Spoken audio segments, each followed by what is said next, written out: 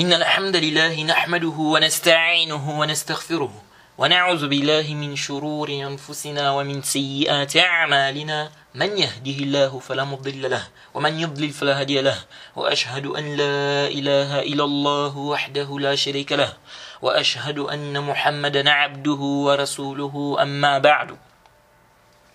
Louange à Allah, le créateur des cieux et de la terre, on le loue tout ce qu'il nous accorde comme bien, comme grâce, on lui demande de prier son prophète Mohammed, sallallahu alayhi wa sallam, sa famille, ses compagnons, et tous ceux qui les ont suivis jusqu'au jour de la rétribution. Celui qu'Allah a guidé, personne ne peut l'égarer. Celui qu'Allah a égaré, personne ne peut le guider.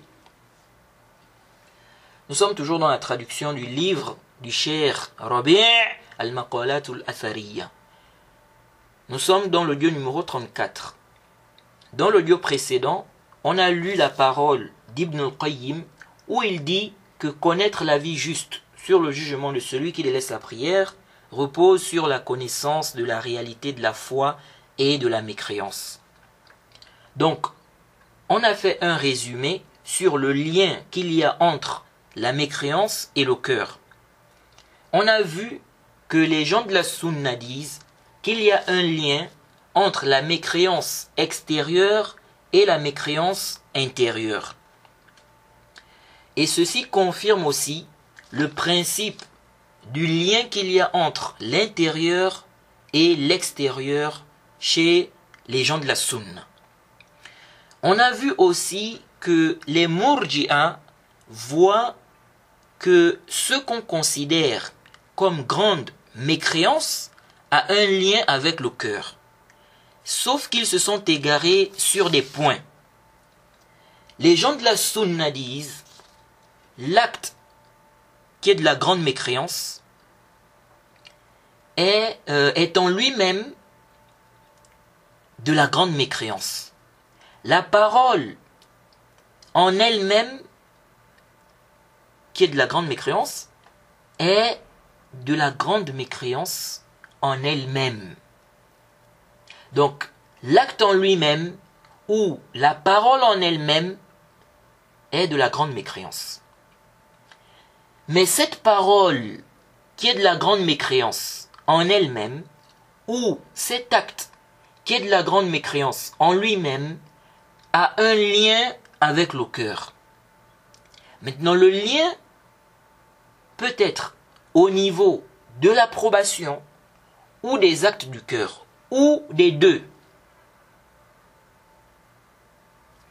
Or, les Murji'a disent que l'acte en lui-même ou la parole en elle-même n'est pas de la grande mécréance. Mais l'acte qui est de la grande mécréance là, en réalité, cet acte-là indique la mécréance qui est dans le cœur. La parole qui est de la grande mécréance, en réalité, chez eux, en fait, ça indique la mécréance qui est dans le cœur. Ça prouve la mécréance qui est dans le cœur. Mais la parole en elle-même n'est pas de la mécréance. L'acte en lui-même n'est pas de la mécréance. Jade. Voilà la différence entre les Murji'a et les gens de la Sunna sur cette question-là. Donc, on voit qu'il y a un lien entre la grande mécréance extérieure et le cœur. Jade. Les Murji'a voient aussi que la grande mécréance extérieure est liée au cœur. Sauf qu'ils ramènent le problème seulement à l'approbation. Or, les gens de la Sunna disent non, le problème peut se trouver au niveau de l'approbation, comme ça peut se trouver au niveau des actes du cœur, ou des deux même, en même temps. Jade. Alors, si quelqu'un n'a toujours rien compris, alors je ne sais pas ce qu'il va comprendre dans la suite. Donc, lorsque j'écoute le frère Elenga faire comprendre dans un audio qu'il peut y avoir une grande mécréance, indépendamment de ce qui est dans le cœur, ceci est faux. C'est une erreur grave. Et il a même embrouillé les choses. C'était ambigu même. Vous voyez, lorsqu'il a même parlé, lorsqu'il expliquait tout ça. Alors le tafsil, le détail qui est correct, c'est celui que je viens de donner là. Celui que j'ai expliqué là. Et que j'ai aussi détaillé dans l'audio précédent. Et comme le frère Elenga prend le livre Al-Furuq, il prend ça comme si c'était un livre qu'on ne peut pas contredire, sous prétexte que le livre a été préfacé par le Cheikh Al-Fawzan. Bon, l'autre là, il n'est pas vraiment connu, mais le Cheikh Al-Fawzan, au moins, est connu, c'est un savant salafi. Alors, comme il prend, en tout cas dans sa façon d'agir, il laisse croire qu'on ne peut pas contredire ce qui est dans ce livre parce que, voilà, ça a été préfacé par le Cheikh Al-Fawzan. Alors, parfois, je ne sais pas où on met notre raison raisonnante. Si un savant a préfacé un livre, ça veut dire qu'on doit obligatoirement être d'accord avec tout ce qui est dans ce livre-là? Ou bien ça veut dire que tout ce qui est dans ce livre-là est vrai? Qui est celui-là qui a vraiment étudié, qui va avoir de telles conceptions? Qui est celui-là qui a vraiment étudié et qui a du ilm, qui ne suit pas la passion, qui ne suit pas aveuglément, qui va dire une telle parole? Que si un savant a préfacé un livre, ça veut dire qu'on doit forcément accepter tout ce qui est là-bas, ou bien ça veut dire qu'il n'y a aucune erreur dans ce livre-là. Mais le Cheikh Rabi' a lui-même écrit Al-Maqalat al-Athariya, le livre qu'on est en train de traduire là. Le Cheikh Rabi', c'est le Cheikh Rabi' qui a lui-même écrit. Il a écrit, ce sont des réfutations qu'il a eu à faire, on a mis ça dans ce livre. C'est lui-même qui a écrit. Là, ce n'est pas un livre qu'il a, on va dire non, il a préfacé le livre de quelqu'un. Non, c'est lui-même qui a écrit. Et le Cheikh Rabi' était un grand savant. C'était un grand savant de la sunna reconnu. N'en déplaise aux sectaires. N'en déplaise aux sectaires. Et le Cheikh Rabi' a des tazkiyat, des grands savants. Et c'est même rare. C'est même rare de voir un savant qui a autant de tazkiyat, des savants qui étaient des contemporains, ou bien qui sont des contemporains de ce dernier, et de son vivant, qui ont fait cette tazkiyat même de son vivant. De son vivant. Ce n'est pas que non, c'est après sa mort, non, de son vivant. C'est rare de voir un savant qui va avoir autant de tazkiyat de ses contemporains parmi les savants de son vivant. Donc, le Cheikh Rabi' est connu, c'est un savant de la sunna. Maintenant, il n'est pas infaillible, il peut se tromper. Il peut se tromper sur un point, comme d'autres savants. Comme d'autres savants. Alors, je demande au frère Elenga, est-ce qu'il est d'accord avec tout ce que le Cheikh Rabi' a dit dans son livre Al-Maqalat al-Athariya? Il n'est pas d'accord. Pourtant, ce n'est pas un livre que le Cheikh Rabi' a préfacé. Parce que là, vous parlez d'un livre que le Cheikh Al-Fawzan n'a même pas écrit. Il n'a pas écrit le livre. Il a préfacé le livre. Mais là, on parle d'un livre que le Cheikh Rabi' lui-même a écrit. Alors si le savant qui écrit lui-même un livre, c'est pas parce qu'il a écrit ce livre-là que ça veut dire qu'on va être d'accord avec tout ce qu'il a dit dans ce livre. Que dire d'un savant qui fait la préface d'un livre? Ce n'est même pas lui qui a écrit. Donc s'il a fait la préface du livre, ça veut dire forcément qu'on doit être d'accord avec tout ce qui est dans le livre là. Mais non. Mais non. Mais non. Et ça c'est clair. Et j'ai même écouté le frère Elenga dire que le fait de critiquer le livre Al-Furuq, il faisait comprendre en fait que le fait de critiquer le livre Al-Furuq, c'est même une injure, c'est comme une injure envers le Cheikh Al-Fawzan. Alors je ne sais pas, je ne sais pas où on met notre raison raisonnante. Et parfois il vient avec des choses,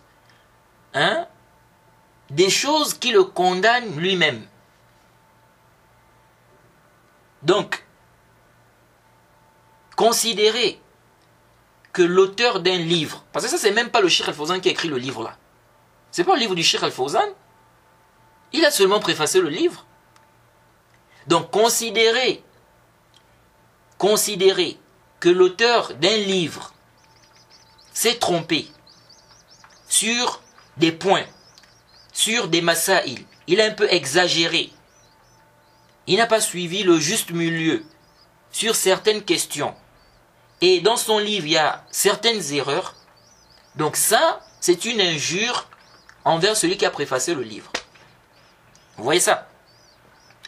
Alors si tel est le cas, mais toi-même tu critiques le livre du Cheikh Rabi' Al-Maqalat Al-Athariya, tu critiques ce livre.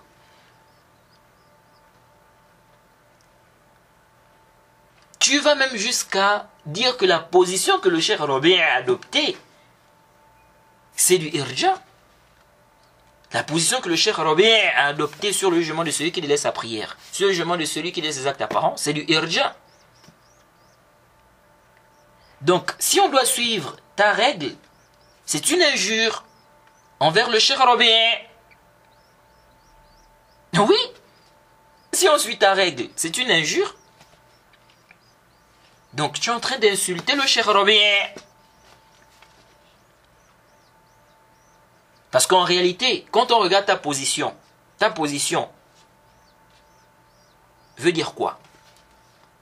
Que le Cheikh Rabi' soutient l'irja. Vous voyez? Donc, si on prend ta règle, c'est une injure. Donc toi-même aussi tu es en train d'insulter le Cheikh Rabi'. Vous voyez? Donc si on prend ta règle, donc il n'y a pas de problème. Toi tu peux insulter le Cheikh Rabi'. C'est ça, non? Ça c'est complètement batilun. Critiquer un livre, ou bien ne pas être d'accord avec un livre qui a été préfacé par un savant, ça ne veut pas dire qu'on a insulté le savant là. Non. Jade, on n'est pas d'accord avec ce savant là, ok, sur tel point qu'il a approuvé. Ou ce qu'il a approuvé du livre. Mais ça ne veut pas dire qu'on va l'insulter ou bien qu'on l'insulte. Non, pas du tout. Comme toi aussi tu n'es pas d'accord avec ce que le Cheikh Rabi' explique dans son livre Al-Maqalat Al-Athariya. Bon, on ne va pas dire de manière absolue parce qu'il y a des choses qu'il dit à l'intérieur qui sont justes. Et tu es d'accord avec ça. Mais ce n'est pas tout ce qu'il a dit dans le livre, n'est-ce pas, que tu trouves juste. Vous voyez. Donc ça c'est vraiment des choses, vraiment je comprends pas, je comprends pas où est-ce qu'on place notre raison raisonnante. Et il y a un frère qui me disait là que il ne comprend pas les frères là qui écoutent le frère Elenga. Je lui ai dit que mais tu n'as pas, en fait ce que tu n'as pas compris, c'est que ceux qui écoutent là, parce que lui en fait il fait des erreurs, c'est pas tout le monde qui va détecter ça. C'est pas tout le monde qui va détecter ça. Parce que il faut que vous puissiez comprendre que Les gens qui commettent des erreurs, on peut les classer en 3 catégories. On a des gens qui commettent des erreurs, c'est-à-dire qui apparaissent pratiquement à tout le monde. C'est-à-dire tout le monde peut voir que ça, ce sont des erreurs. Sauf vraiment ceux qui sont sur la même voie que la personne, qui vont suivre la personne dans ça. Un exemple simple. Si aujourd'hui, quelqu'un voit une personne qui insulte Aïcha, donc la femme du prophète, qui insulte les compagnons du prophète, tout de suite il va comprendre, si quelqu'un voit quelqu'un comme ça qui insulte, donc il insulte Aïcha, il insulte les compagnons du prophète, tout de suite il va se rendre compte, ou bien il va comprendre que celui-là, celui qui insulte Aïcha, les compagnons du prophète là, c'est un égaré. Vous voyez? Ou si quelqu'un dit, il ne suit pas la sunna, il suit seulement le Coran. En général, même le musulman qui n'a pas de ilm, qui n'a pas une grande science, un certain niveau, il va comprendre que celui-là, c'est un égaré. Ce qu'il dit n'est pas juste, c'est une erreur. Jade. Donc ceux-là qui vont accepter ça, ce sont des gens, c'est souvent des gens qui vont suivre seulement la personne. En fait, des gens qui sont sur la même voie que cette personne. Mais sinon, en général, les gens voient que ça, c'est une erreur. Maintenant, on a des erreurs. On va dire, beaucoup de gens peuvent voir ça. Mais ce n'est pas tout le monde. Et on a des erreurs qui sont subtiles. On a des gens, on a une 3e catégorie de gens qui font des erreurs, mais des erreurs, quand je dis subtiles, c'est-à-dire que ce n'est pas facile de détecter ça. Ce n'est pas facile de savoir que ça, c'est une erreur. Il faut vraiment avoir un certain niveau. Et ceux-là sont très dangereux. Pourquoi? Parce qu'ils font passer des fausses idéologies, des fausses règles, des faux principes. Ceux qui écoutent,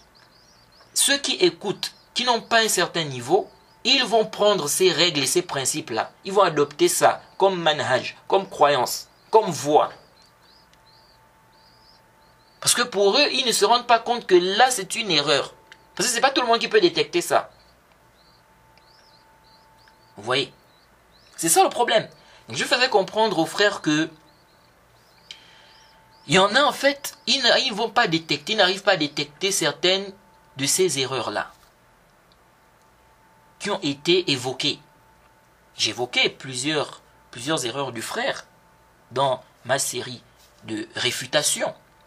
Et le frère n'est revenu sur aucune erreur. Aucune. Aucune, hein. En tout cas, à ma connaissance. De façon publique. Vous voyez. Dans tout ce que j'ai détaillé là, j'ai démontré ces incompréhensions. Dans plusieurs paroles. Ces erreurs au niveau de l'istidlal. Ces attributions, les avis qu'il attribue à certains savants.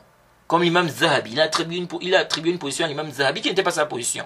Il n'a jamais fait un audio pour dire que oui, je me suis trompé ici. L'imam Zahabi n'a jamais rendu daif, n'est-ce pas, cette lettre-là. J'ai confondu avec une autre lettre. Il n'a jamais fait ça.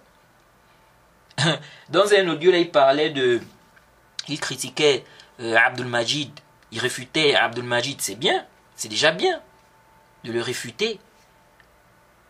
Mais il faisait comprendre que Abdul Majid n'est pas revenu sur ses erreurs. Il n'est revenu sur aucune erreur. Et qu'il dit, ou bien les gens qui le réfutent, il explique que, il dit que non, c'est la jalousie, ou bien ce sont des pseudo, etc. Des pseudo-salafis. Quand j'écoutais ça, je disais, mais toi-même aussi, tu n'es pas revenu sur tes erreurs. C'est ça. Lui n'est pas revenu sur ses erreurs, c'est-à-dire aucune erreur, il n'est revenu sur aucune erreur. Mais toi aussi, tu n'es revenu sur aucune erreur. Vous voyez? Même si c'est vrai que je ne dirais pas que tu es par rapport, comment on appelle, s'il faut voir au niveau de la croyance et tout, que tu es pire que Abdul Majid. Non, Abdul Majid est pire. Parce qu'il a des croyances vraiment très très graves. C'est très très grave. Extrêmement grave. Vous voyez. Mais, sur ce point-là, toi aussi tu n'es pas revenu sur tes erreurs. Donc sur le fait de revenir sur les erreurs. Vous voyez. Moi je dis, si vous me démontrez, ma série est là, ma série de réfutation est là, le frère Elenga, s'il me démontre que je me suis trompé sur la compréhension de telles paroles, avec des preuves vraiment irréfutables, Jade, c'est pas non, bon, certains savants ont dit ça, d'autres ont dit ça, moi j'ai pris cette position là, je suis pas d'accord avec toi, bon, l'autre là-bas, voilà, il y a tel qui a dit comme ça, non. C'est-à-dire des erreurs vraiment avérées. C'est vraiment confirmé, avec des preuves, des barahin. Wallahi, je vais faire un audio pour dire que, ah, voilà ici, le frère m'a démontré que je me suis trompé, les preuves sont là, c'est irréfutable, vraiment, c'est une erreur, je reviens, je me suis trompé, je demande Allah pardon. Où est le problème? Le problème est où?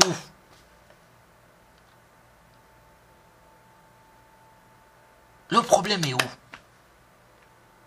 On ne doit pas égarer les gens. Mais rester là, on te montre tes erreurs, et des erreurs qui sont avérées, dans les stidla, dans les qawaïd batila, que tu, les règles, les fausses règles que tu apportes et tout ça, on te démontre tes erreurs, toi tu ne reviens pas sur ça. Tu fais comme s'il n'y avait rien du tout. C'est très dangereux. C'est très dangereux. Donc, celui qui n'a pas un certain niveau, il ne va pas détecter certaines erreurs. Vous voyez. Donc j'expliquais aux frères que c'est ça en fait. Ceux-là qui, le petit groupe de frères là, ou bien ceux-là qui écoutent le frère Elenga, ils ne vont pas détecter certaines erreurs. Jade. Parce que ce n'est pas des erreurs que tout le monde peut détecter. Les qawaïd qu'il apporte là, il apporte des règles qui sont batées là. Beaucoup de règles qu'il apporte là qui sont batées là. Et c'est pas tout le monde qui va détecter que ce qu'il dit là, c'est une règle qui est fausse. Vous voyez. Et il y a d'autres aussi qui n'écoutent pas par exemple la réfutation. Donc s'ils n'écoutent pas par exemple la réfutation, par exemple ma réfutation, si la personne n'a pas écouté, parce que souvent les gens qui suivent quelqu'un, lorsqu'on leur dit que tel a réfuté celui-là, donc celui que vous suivez là, vous voyez, souvent ils n'écoutent pas. Parce qu'en fait, ils aiment la personne, ils aiment cette personne-là. Comment lui va venir réfuter celui-là? Ils ne vont pas écouter. On dit, oh, laissez ça, c'est la jalousie, ou bien comme ça, ou bien ils vont apporter, ils vont faire une philosophie. Vous voyez. Il y en a qui écoutent aussi. Il y en a qui écoutent. Il y en a, ils écoutent, ils savent. Mais ils persistent à rester là, à suivre la personne. En fait, c'est comme si on va dire, eux-mêmes, ils préfèrent être là, ils préfèrent en fait que cette personne puisse les égarer en fait. Ça donne leur façon d'agir en fait, c'est ce que ça veut dire. Est-ce que vous voyez? Parce que ces erreurs-là, tu as écouté le dars, tu n'as pas pu détecter les erreurs là. Maintenant, quelqu'un t'a démontré qu'il y avait des erreurs. Tu as compris que c'était des erreurs, mais tu es là, tu continues à écouter la personne dans ces sujets-là, dans ces choses-là.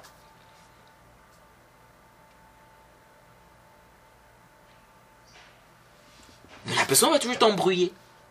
Parce que celui qui a réfuté là, mais il se peut qu'il ne soit pas toujours là à écouter ce que le frère en question dit pour réfuter. Parce qu'il y a des réfutations, comme je dis souvent, il y a des réfutations qui suffisent. C'est-à-dire quand on a fait ça, ça suffit pour démontrer que celui-là a des problèmes. Il a des incompréhensions dans tel ou tel sujet. Ne l'écoutez pas. Ça suffit.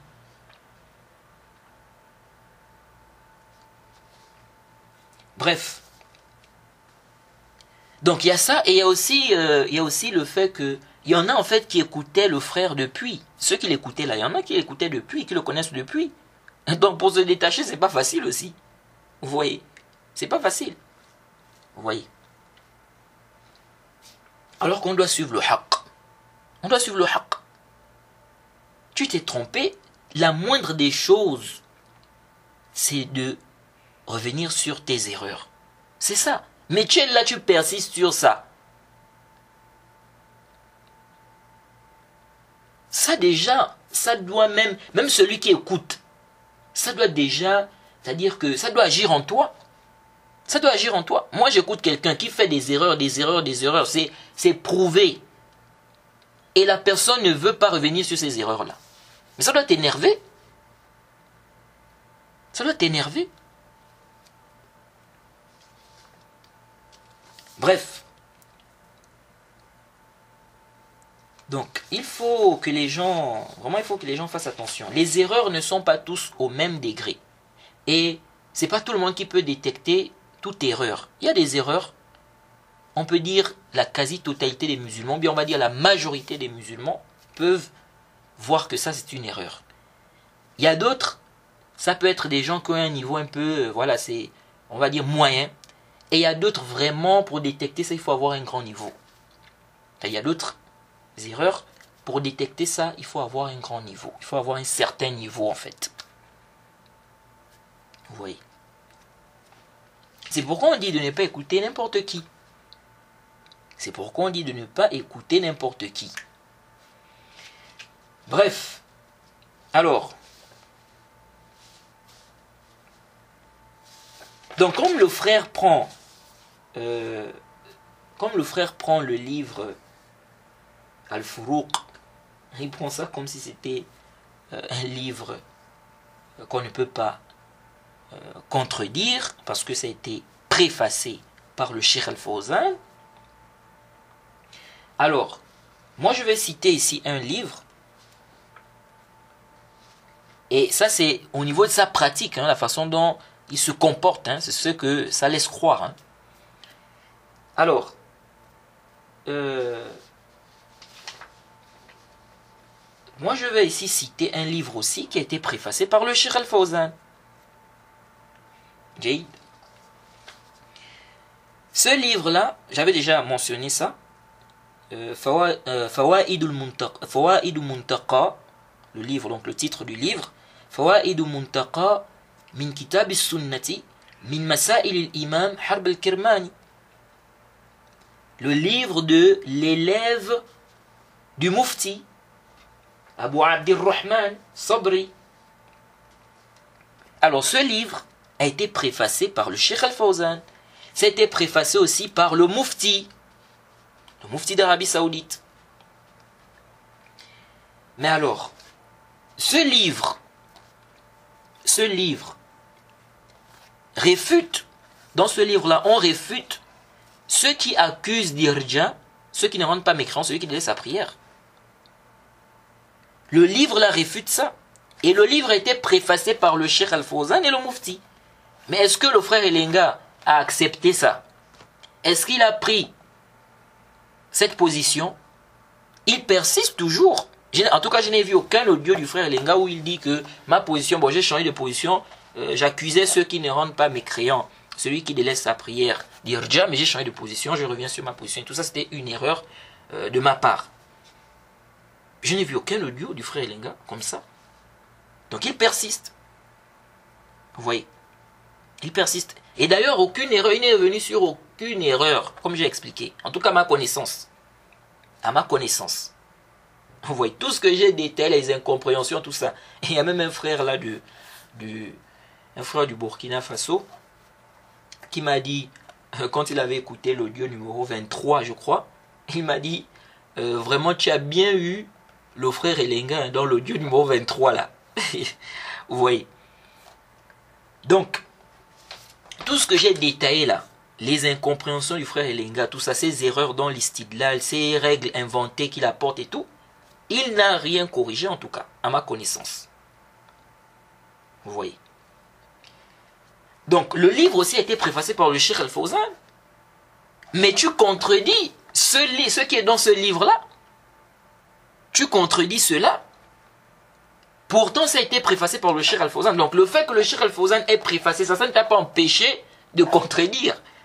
Est-ce que vous suivez? Et c'est même pas seulement le Cheikh Al-Fawzan qui a préfacé ce livre. Le Mufti d'Arabie Saoudite tout ça ne t'a pas empêché de contredire ce livre. Parce que dans ce livre-là, on te réprimande en réalité. On réprimande ceux-là qui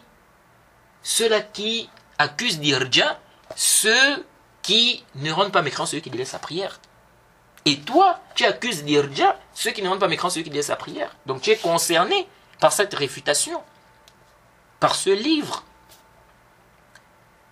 Vous voyez? Et ta position là même veut dire que le Cheikh Al-Fawzan et le Mufti soutiennent l'irja. Parce qu'ils ont préfacé ce livre. Dans ce livre-là, on interdit d'accuser d'irja ceux qui ne rendent pas mécréants, ceux qui délaissent la prière.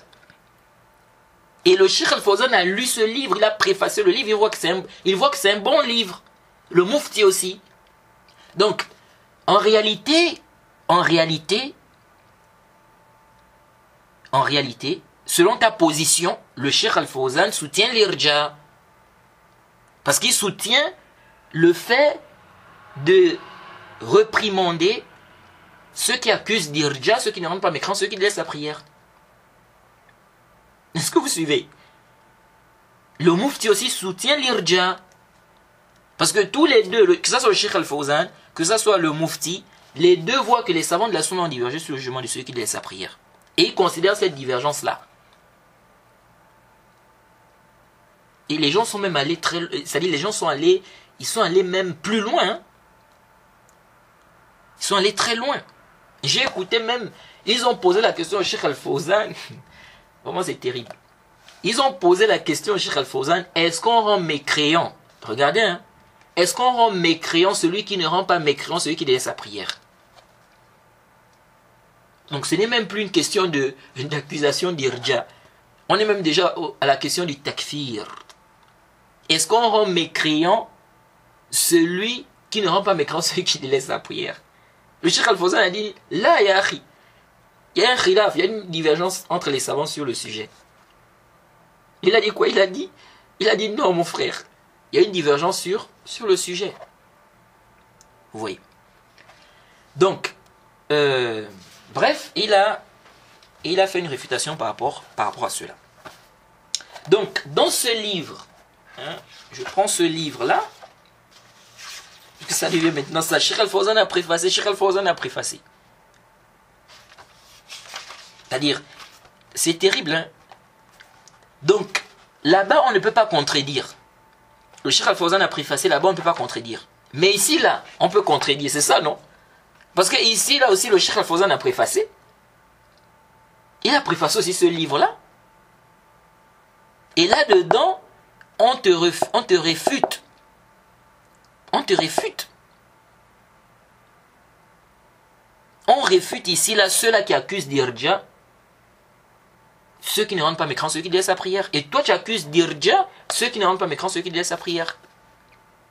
Le livre là te réfute et le livre a été préfacé par le Cheikh Al-Fawzan. Mais pourquoi tu n'acceptes pas? Il faut accepter aussi, parce que ça a été préfacé par le Cheikh Al-Fawzan.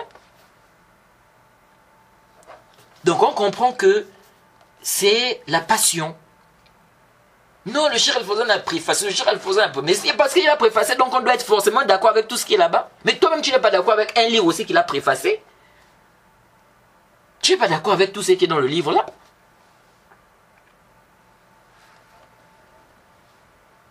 Donc pourquoi?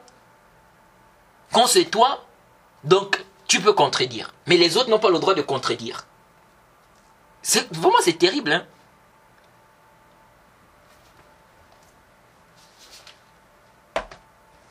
Alors, dans ce livre-là, à la page 37,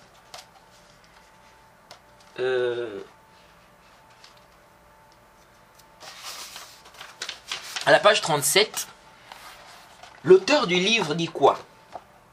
Il dit, et je répète encore, le livre là est préfacé par le Cheikh Al-Fawzan et le Mufti d'Arabie Saoudite.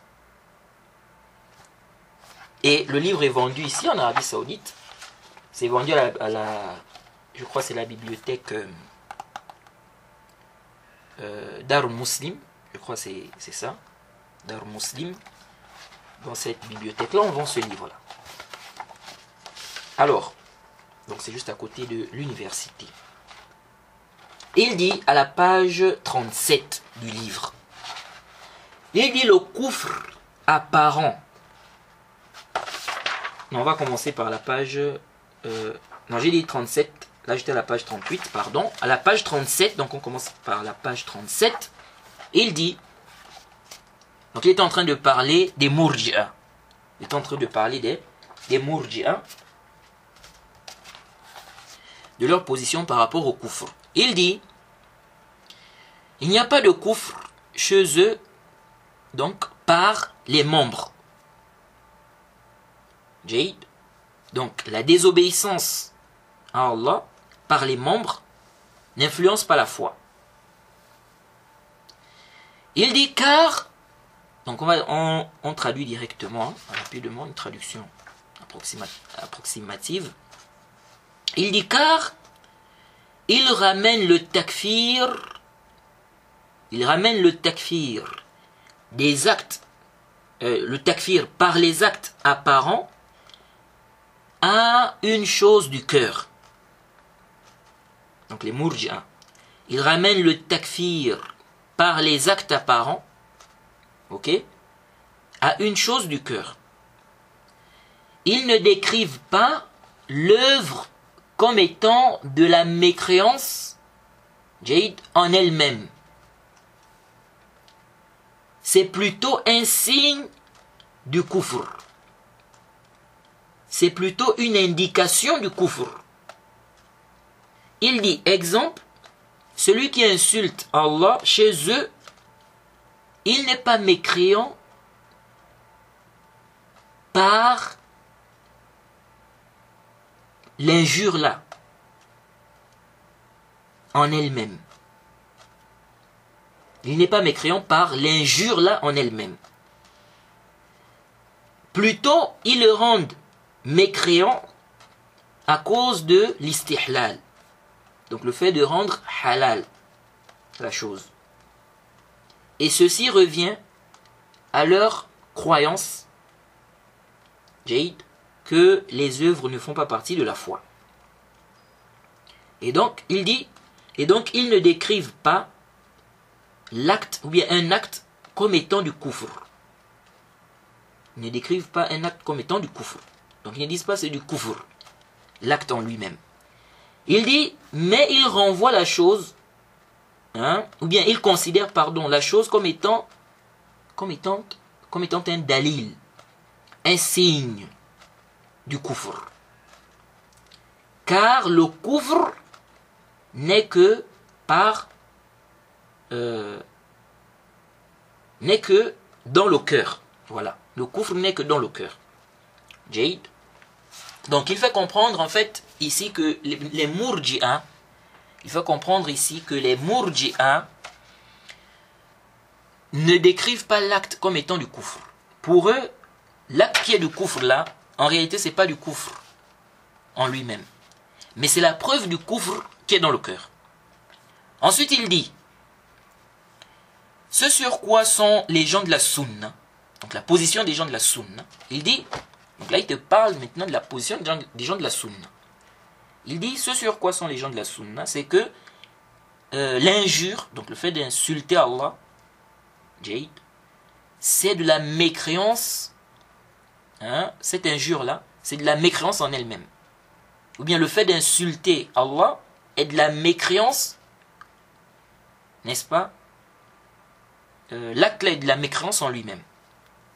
Et il dit quoi? Il dit, et ça implique, écoutez, donc le fait d'insulter Allah, Jaïd, donc l'injure là, l'injure, c'est de la mécréance en elle-même. Jaïd, quelle injure? Insulter Allah. Mais est-ce que c'est tout? Non. Il dit, et ça implique la mécréance intérieure. Il dit quoi? Ça implique la mécréance intérieure. Je répète, le livre a été préfacé par le Cheikh Al-Fawzan et le Mufti. Il dit, et ça implique la mécréance intérieure. Écoutez, écoutez la suite. Il dit, il n'y a pas de kufr. le livre préfacé par le Cheikh Al-Fawzan et le Mufti. Il dit, il n'y a pas de kufr, il n'y a pas de mécréance en apparence sans qu'elle n'implique la mécréance intérieure. Il dit quoi? Il dit, il n'y a pas de mécréance en apparence, ou bien il n'y a pas de mécréance apparente sans qu'elle n'implique la mécréance intérieure. Donc, il y a toujours un lien entre la mécréance externe et la mécréance intérieure. On ne peut pas dire qu'il y a une mécréance extérieure qui n'implique pas une mécréance intérieure. Ou une mécréance extérieure qui n'a aucun lien avec le cœur.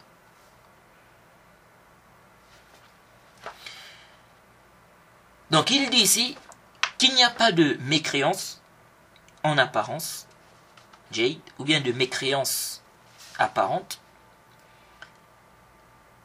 sans qu'elle n'implique la mécréance intérieure. Il dit, il croit, donc les gens de la Sunna croient que la mécréance peut se faire par la parole sans regarder la croyance de son auteur. Donc, quelqu'un peut commettre de la grande mécréance. On ne va pas dire que ce qu'il a eu à commettre là, et quelqu'un peut prononcer une parole de mécréance. On ne va pas dire que ce n'est pas de la mécréance jusqu'à ce qu'on sache ce qui est dans son cœur. Non. Ce qu'il a prononcé là, qui est de la mécréance, c'est de la mécréance. C'est de la mécréance. Jade, il dit, il croit, donc les gens de la Sunna croient que c'est une mécréance apparente et intérieurement. Il croit que la mécréance peut se faire par l'acte sans regarder la croyance de son auteur. Donc, quelqu'un peut tomber dans le grand kufr. Jade, il peut commettre un acte de kufr. L'acte là, c'est un acte de kufr. Sans regarder d'abord même sa croyance. L'acte là, c'est un acte de kufr. Et on peut rendre celui-là mécréant. On peut rendre celui-là mécréant sans chercher à savoir est-ce qu'il croit que c'est halal ou bien il croit que c'est haram. Parce que ça, c'est du kufr. Ça, c'est du kufr. Et ce qui est du kufr, si tu tombes dans ça, si tu tombes dans le grand kufr ou le grand shirk, tu sors de l'islam même si tu crois que c'est haram. Il dit, et il croit, donc les gens de la Sunna croient que c'est une mécréance apparente et intérieure. Il dit, il croit aussi que la mécréance peut se faire par la croyance. Jade. Il dit, si quelqu'un tombe dans une mécréance, verbale ou une mécréance liée à l'acte, parmi les actes apparents, les gens de la Sunna ne s'abstiennent pas de faire le takfir jusqu'à ce qu'ils sachent ce qui est dans son intérieur. Mais plutôt, ils le jugent par rapport à ce qui est apparent. C'est-à-dire, si quelqu'un commet un acte de grand kufr, on ne va pas dire non, on ne fait pas son takfir jusqu'à ce qu'on ait connaissance de ce qui est dans son cœur. Non, on fait le takfir. On fait le takfir. Et le takfir qu'on va faire là, si l'acte là, si on sait bien, on sait que cet acte là c'est du grand kufr. Nous on sait que s'il a fait cet acte là volontairement, sans excuse, on sait que ça là, ça prouve qu'il n'a pas la foi dans le cœur. Celui qui a la foi ne va pas faire ça. Et cette foi là, quand on dit il n'y a pas la foi dans le cœur, ça veut dire quoi? On sait qu'il y a un problème, soit au niveau du tasdiq, soit au niveau des actes du cœur, ou des deux. Comme on a déjà détaillé. Jade.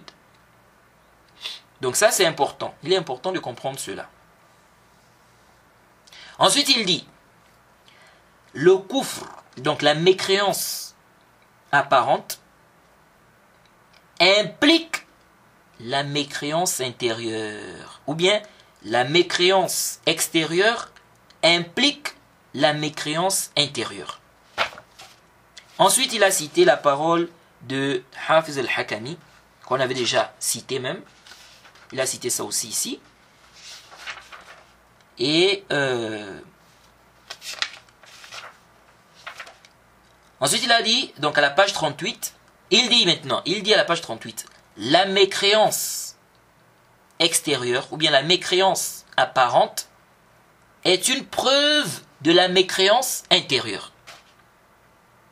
Jade, les Mourji aussi disent ça. Ils disent que la mécréance, n'est-ce pas, apparente, est une preuve de la mécréance intérieure. Sauf que, mécréance intérieure, là, eux, ils ramènent ça au tasdiq. Et aussi, ils n'arrivent pas à dire que l'acte en lui-même, c'est de la mécréance. La parole en elle-même, c'est de la mécréance. Vous voyez.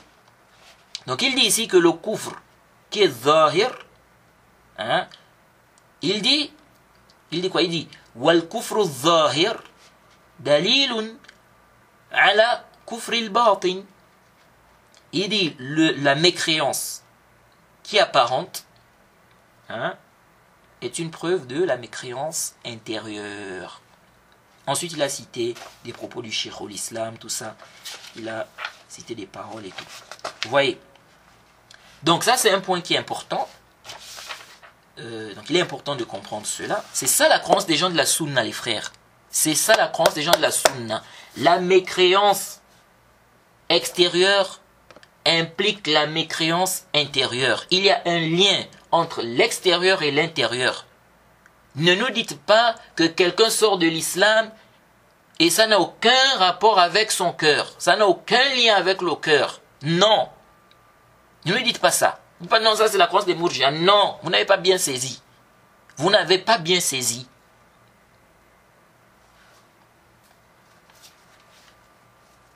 Alors, si on a compris cela, si on a compris que la mécréance apparente implique celle intérieure, et on a vu où se situe le problème, alors celui qui délaisse la prière, expliquez-nous maintenant. Ceux qui disent que celui qui délaisse la prière, il est sorti de l'islam. Ceux-là même qui disent que celui qui délaisse une seule prière, il sort de l'islam. Expliquez-nous sa mécréance intérieure. C'est au niveau du tasdiq. Est-ce qu'il a renié le caractère obligatoire de la prière? Est-ce qu'il a renié quoi que ce soit de l'islam?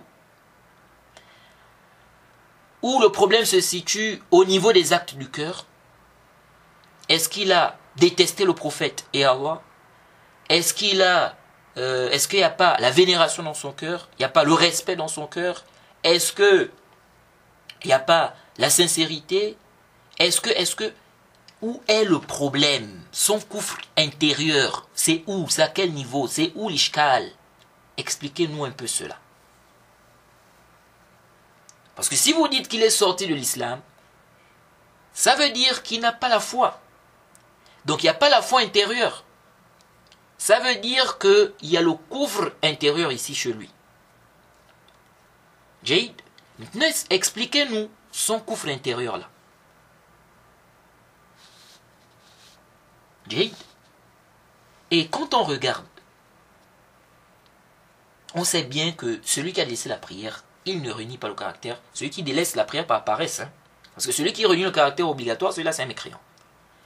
On sait bien que celui qui délaisse la prière par paresse, il ne renie pas le caractère obligatoire de la prière. Sinon même, les savants ne devaient même pas dire celui qui a délaissé la prière par paresse, est-ce qu'il est mécréant ou pas? Parce que celui qui renie le caractère obligatoire, par consensus des savants, il est sorti de l'islam. Il n'y a pas de débat. Il n'y a pas de débat ici. Celui qui renie le caractère obligatoire de la prière, il sort de l'islam. Il n'y a aucun débat ici entre les savants.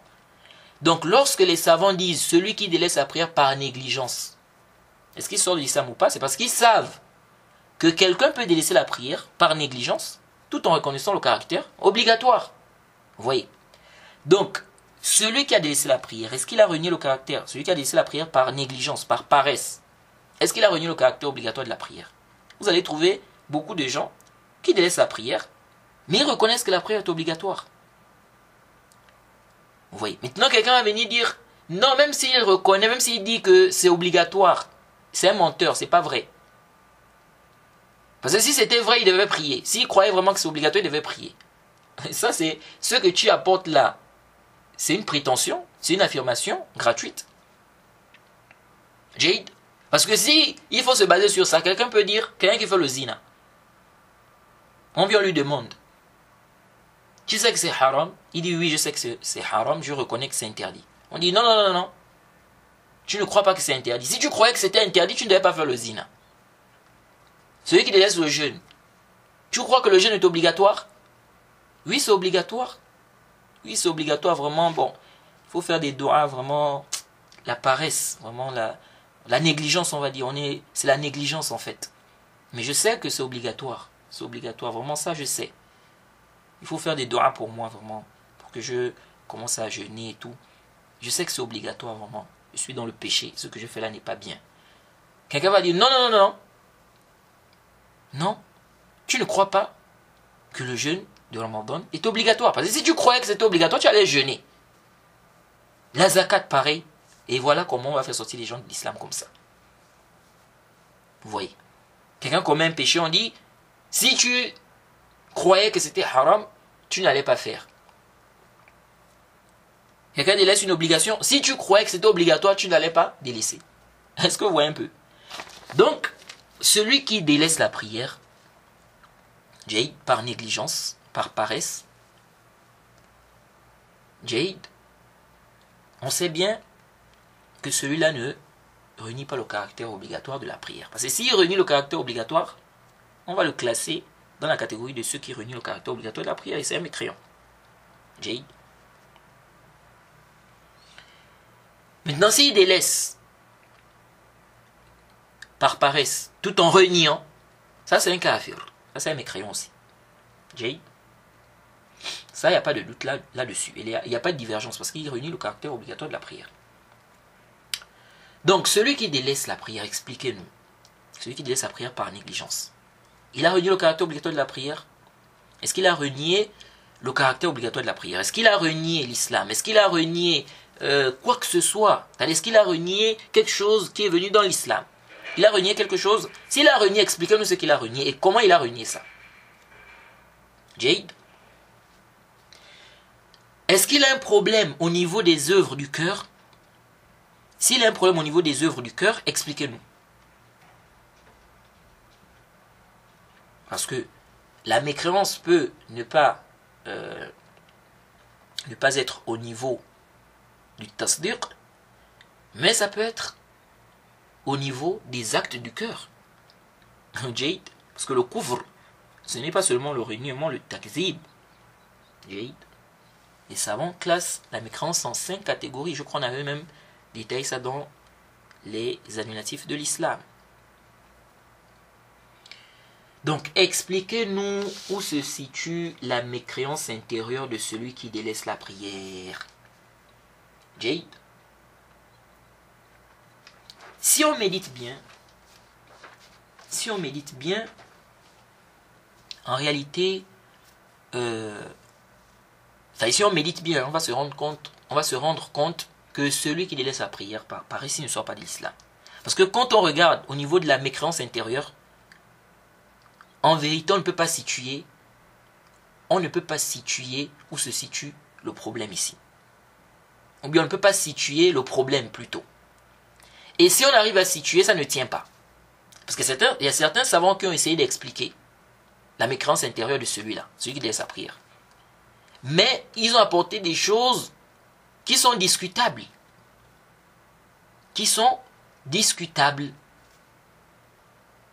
Et donc celui qui a bien médité ici, et il a vu que même ce qu'ont expliqué là, ce qu'ils ont apporté là, ça ne tient pas, il va comprendre que celui qui a délaissé la prière ne sort pas de l'islam.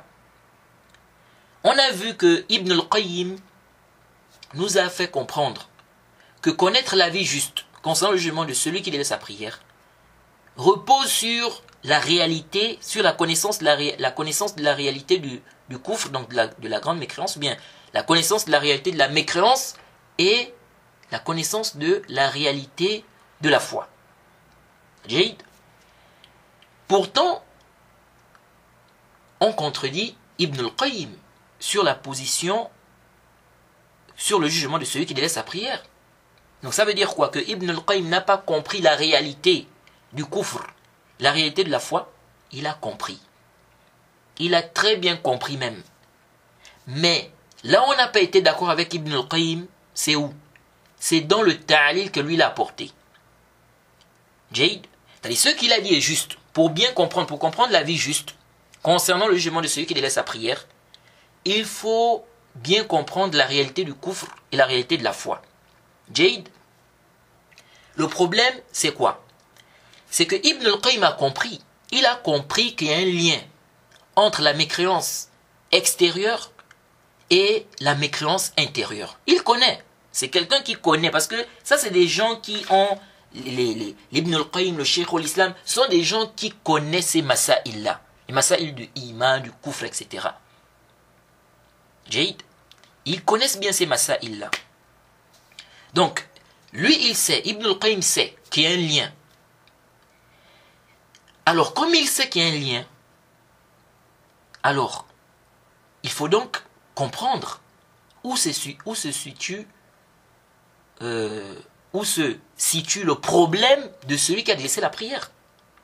Si on dit qu'il est sorti de l'islam, Jade, donc ça veut dire qu'il y a un problème dans son cœur, soit au niveau du tasdiq, soit au niveau des œuvres du cœur, ou des deux.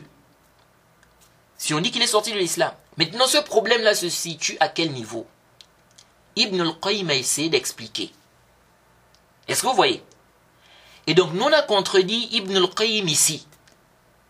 Donc, on est d'accord qu'il faut quoi? On est d'accord qu'il faut comprendre la réalité du koufr, la réalité de la foi, pour bien voir ou bien pour voir la vie juste sur la mas'ala. Mais là, on n'a pas été d'accord avec Ibn al-Qayyim, c'est sur le ta'lil, la raison maintenant qu'il a évoquée, pour prouver ou bien pour dire que celui qui a délaissé la prière, il est mécréant intérieurement, donc extérieurement et intérieurement. Donc la raison qu'il a évoquée là, c'est là le problème. Alors, comme Ibn al-Qayyim a compris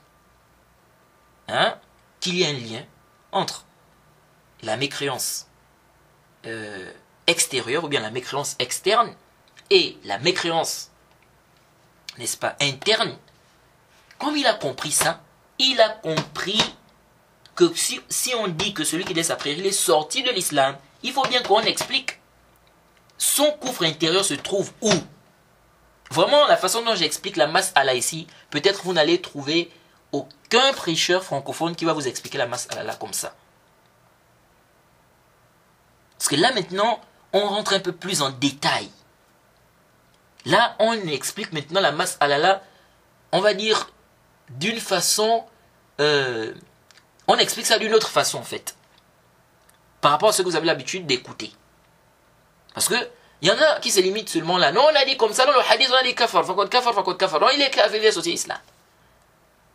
Mais non, celui qui a bien étudié les masaïl de iman, du koufr, celui qui a bien compris, Jade, quand il voit ça, il médite. Sa tête tourne. C'est-à-dire, il y a quelque chose qui tourne là. Il sait qu'il y a un lien. Quand on parle du koufr, chez les gens de la sunna, il y a un lien. La mécréance extérieure a un lien avec la mécréance intérieure.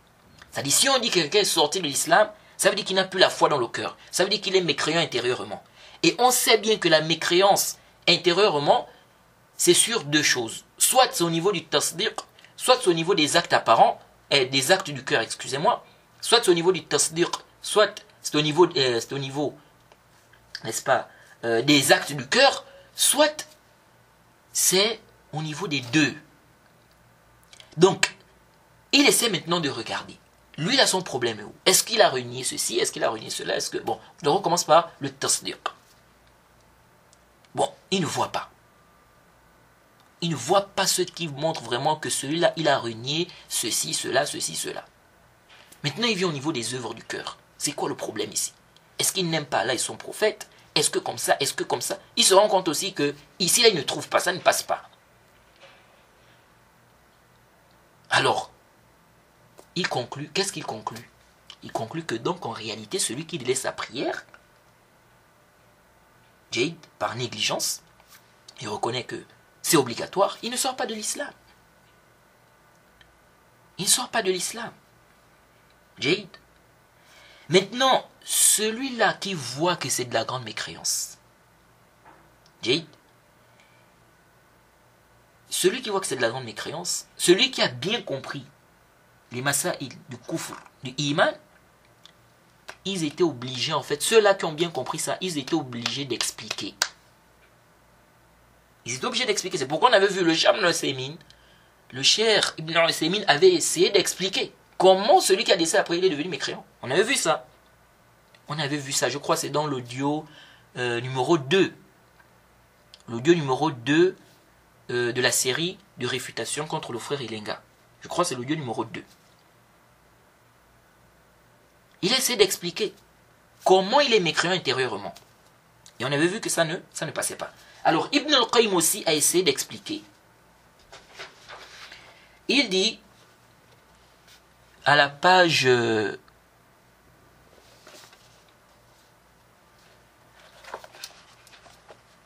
c'est quelle page? À la page 40. Page 40, il dit على أننا نقول على أننا نقول لا يصر على ترك الصلاة إصرارا مستمرا من يصدق بأن الله أمر بها أصلا فإنه يستحيل في العادة والطبيعة أن يكون الرجل مصدقا تصديقا جازما أن الله فرض عليه كل يوم والليلة 5 صلوات وأنه يعاقبه على تركها أشد العقاب وهو مع ذلك مصر على تركها هذا من المستحيل هذا من المستحيل قطعا فلا يحافظ على تركها مصدق بفرضها أبدا. Il dit quoi? Il dit هذا من المستحيل قطعا فلا يحافظ على تركها مصدق بفرضها أبدا فإن الإيمان يأمر صاحبه بها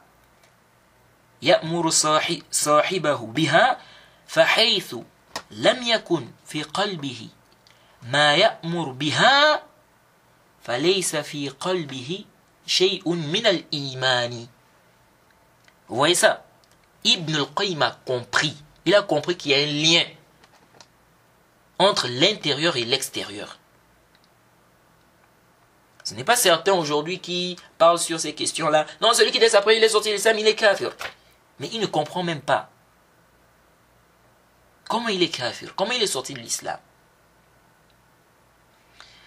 Alors, Ibn al-Qayyim dit quoi? Intabihu. Il dit, nous disons,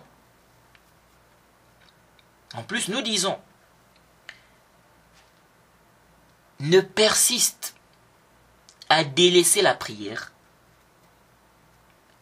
d'une persistance continue, Jade,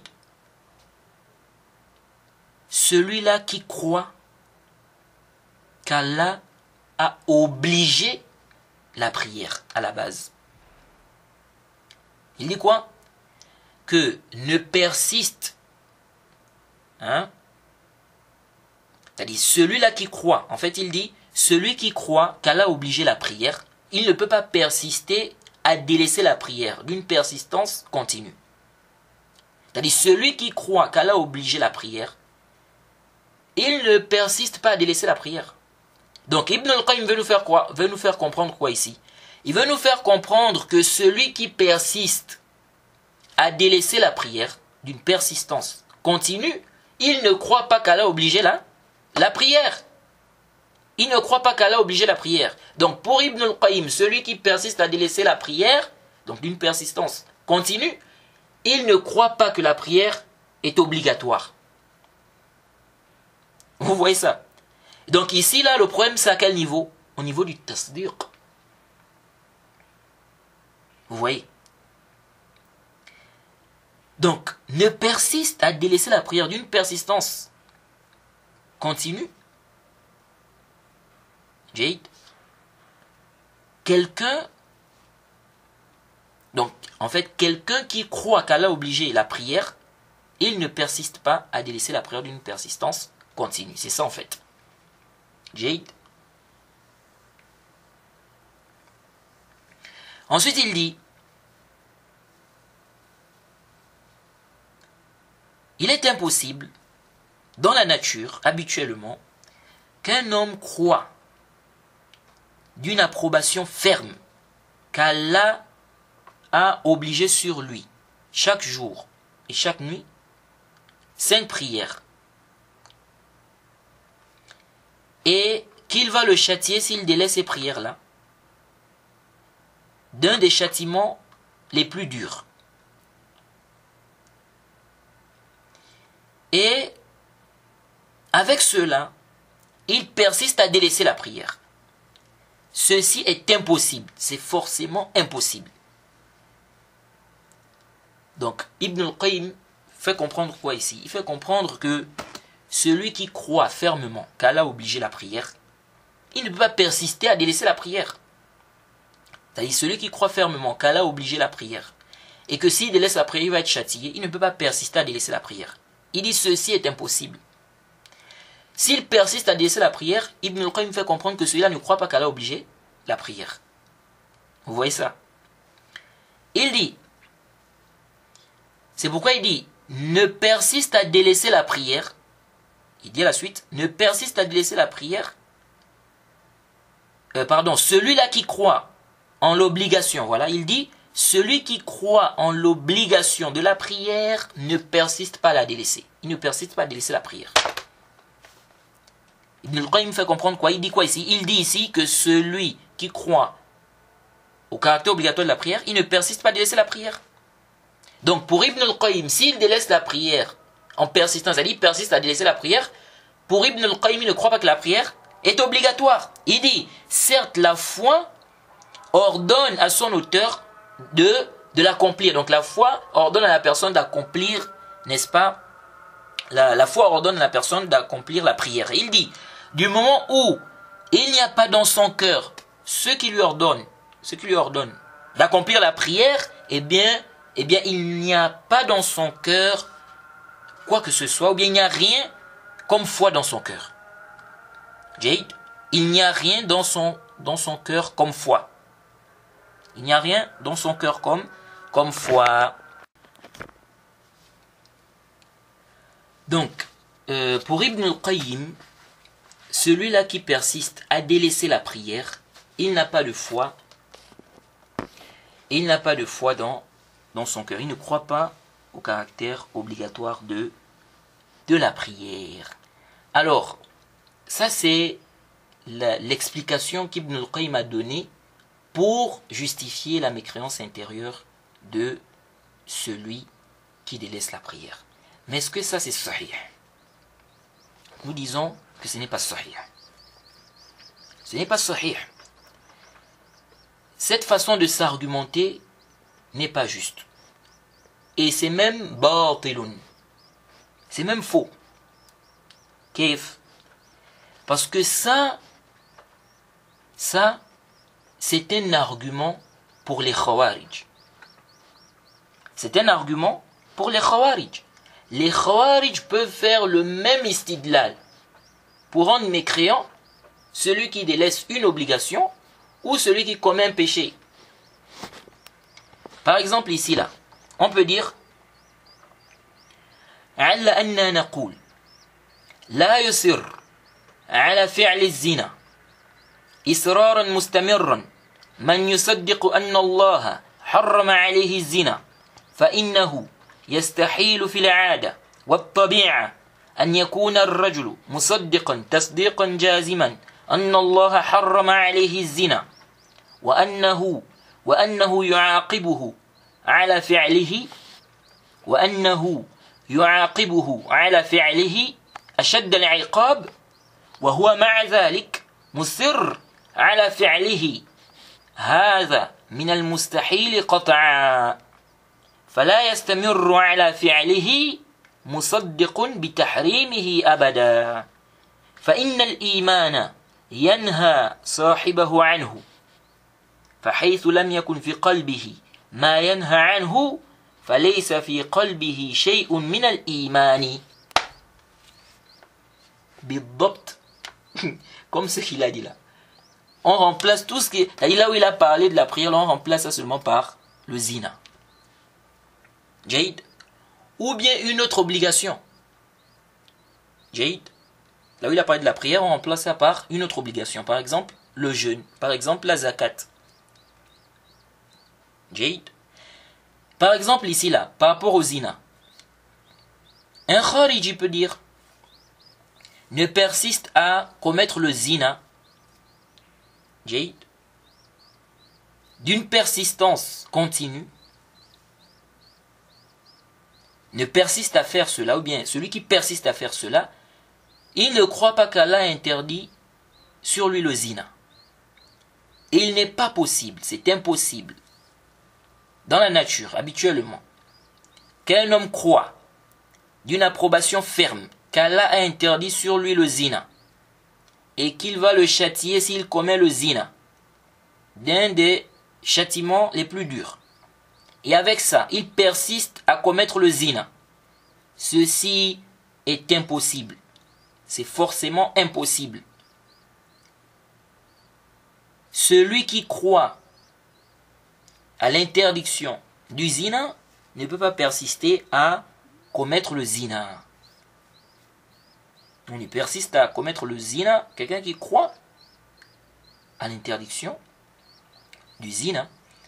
Certes, la foi interdit, son auteur bien la foi interdit à la personne de commettre le zina. Donc du moment où il n'y a pas dans son cœur ce qui lui interdit le zina, cela veut dire qu'il n'y a rien comme foi dans son cœur. Il n'y a pas de foi dans son cœur. On dit quoi de ça?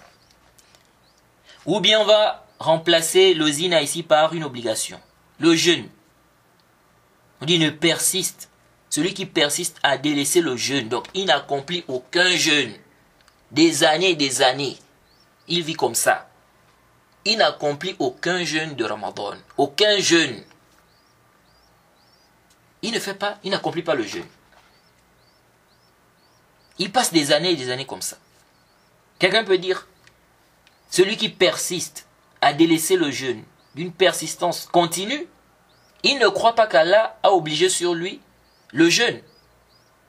Celui qui persiste à délaisser le jeûne d'une persistance continue, il ne croit pas qu'Allah a obligé sur lui le jeûne. Il est impossible, dans la nature, habituellement, qu'un homme croit d'une approbation ferme qu'Allah a obligé sur lui le jeûne et qu'il va le châtier s'il délaisse le jeûne, d'un châtiment les plus durs. Et avec ça, il persiste à délaisser le jeûne. Ceci fait partie des choses impossibles. Celui qui persiste à délaisser le jeûne ne croit pas que le jeûne est obligatoire. Celui qui croit que le jeûne est obligatoire, il ne persiste pas à délaisser le jeûne. Certes, la foi ordonne l'accomplissement du jeûne. Alors du moment où il n'y a pas dans son cœur ce qui lui ordonne d'accomplir le jeûne, il n'y a rien comme foi dans son cœur. On dit quoi de ça? Ou bien on remplace la prière par la zakat ici. Ou bien une autre obligation. Donc vous voyez que cet istidlal, cet argumentaire-là, cet argumentaire rationnel-là, ça ne tient pas. Parce que c'est un argument pour les Khawarij. Et ce qui est un argument pour les Khawarij, ce n'est pas juste. Si c'est un argument pour les Khawarij, c'est-à-dire un argument pour leur bid'a, donc le takfir, faire le takfir des gens qui ne sont pas sortis de l'islam, si c'est un argument pour leur bid'a là, alors il faut savoir que l'argumentaire là ne tient pas. Ça ne tient pas. Ça ne tient pas. Et Ibn al-Qayyim n'a pas la croyance des Khawarij. Il n'a pas la croyance des Khawarij. Vous voyez? Donc, il n'est pas censé venir avec cet istidlal-là.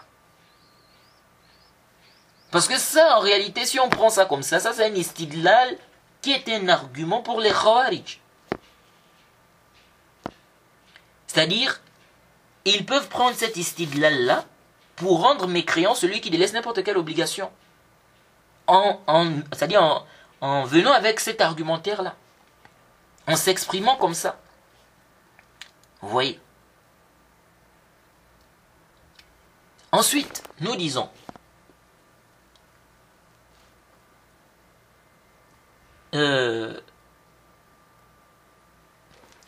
la foi qui est complète. Non, la foi qui est complète forcément, ça ordonne, n'est-ce pas, à la personne d'accomplir la prière. Mais une foi qui est faible, c'est ça le problème. La foi qui est daïf, qui est même très faible, qui est comme, c'est misqal zarra. C'est vraiment comment on va dire, un atome.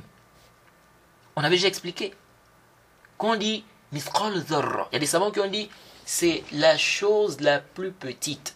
C'est-à-dire si on parle des choses qui sont petites, c'est la plus petite chose. D'autres ont parlé ils ont dit c'est l'équivalent du fourmi. D'un petit, ou bien on va dire c'est l'équivalent d'une petite fourmi, voilà. Donc c'est ça l'ishkal. La foi qui est misqal dharra. Est-ce que vous suivez? Et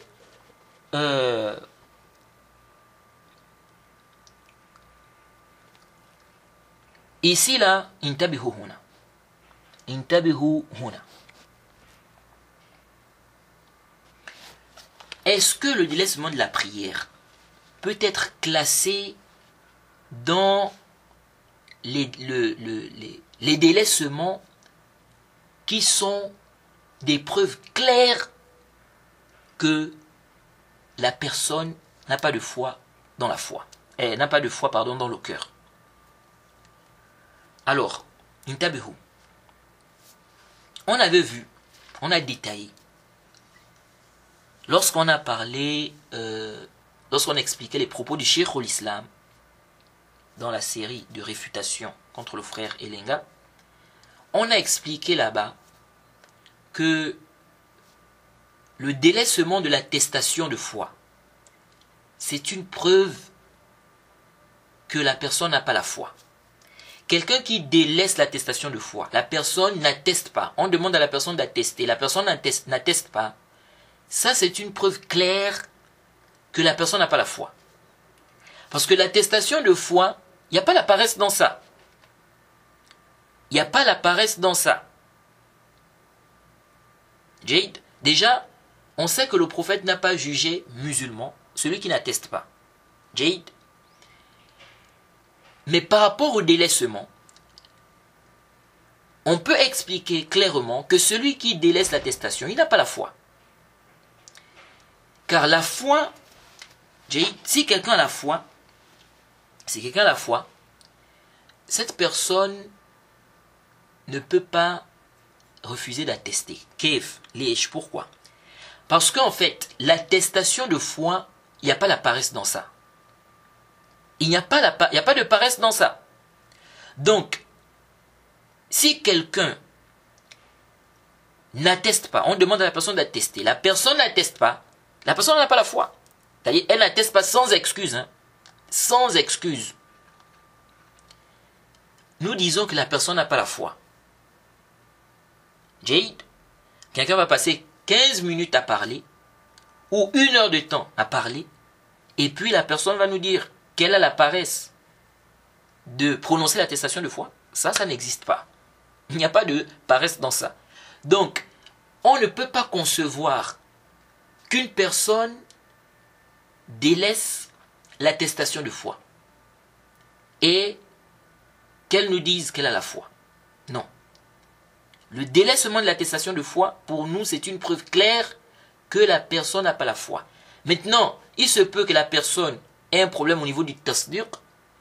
La personne ne reconnaît même pas que l'islam c'est la vérité, et donc elle n'atteste pas. Ou bien, la personne reconnaît que l'islam c'est la vérité, mais il y a un problème au niveau de quoi? Des œuvres du cœur. Des œuvres du cœur. Soit la personne déteste le prophète, ou bien la personne déteste l'islam, ou bien la personne a un problème, n'est-ce pas, au niveau de la sincérité, hein, au niveau des actes du cœur, en un mot. Donc, ça c'est une preuve claire. On ne doute même pas là-dessus. Quelqu'un n'atteste pas, on demande à la personne d'attester, la personne n'atteste pas, la personne refuse d'attester, ok?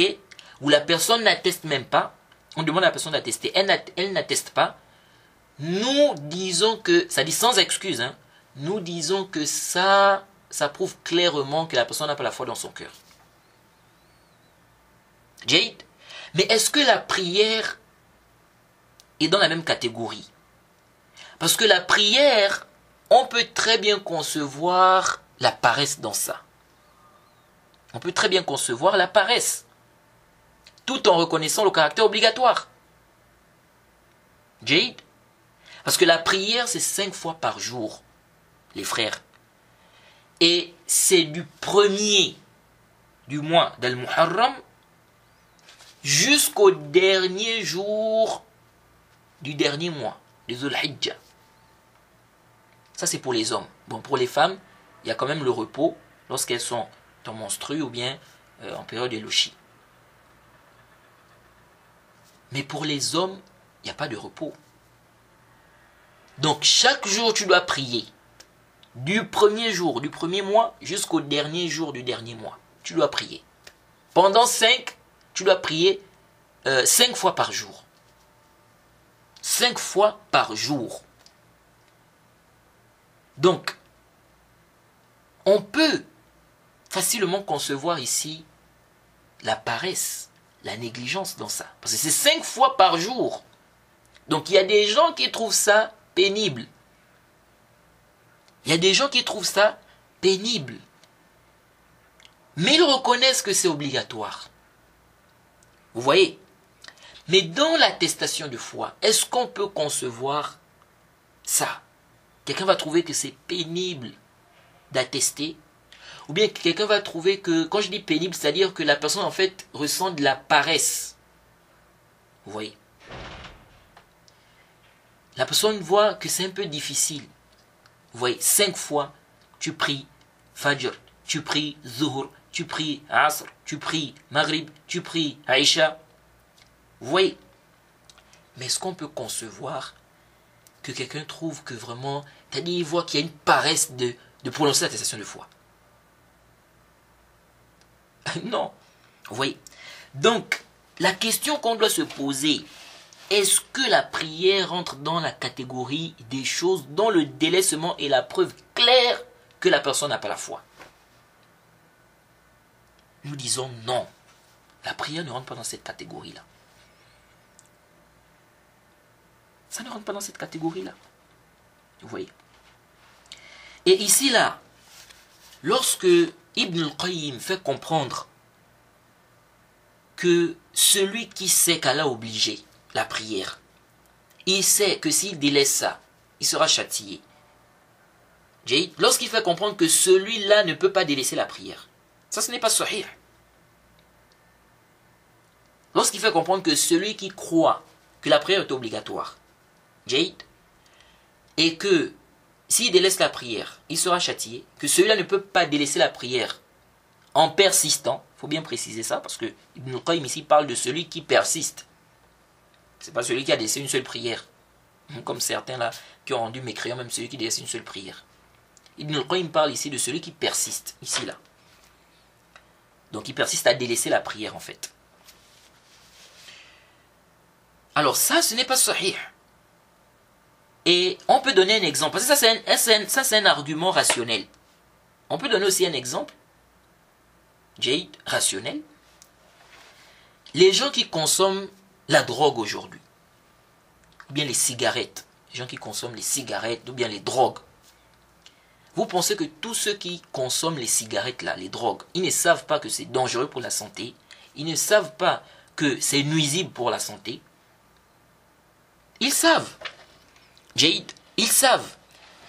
Mais malgré qu'ils savent que c'est nuisible pour leur santé, ils persistent dans ça. Est-ce que vous suivez? Donc quelqu'un peut savoir que ce qu'il fait là, c'est mauvais, c'est dangereux pour lui. Jade, ça lui cause du tort.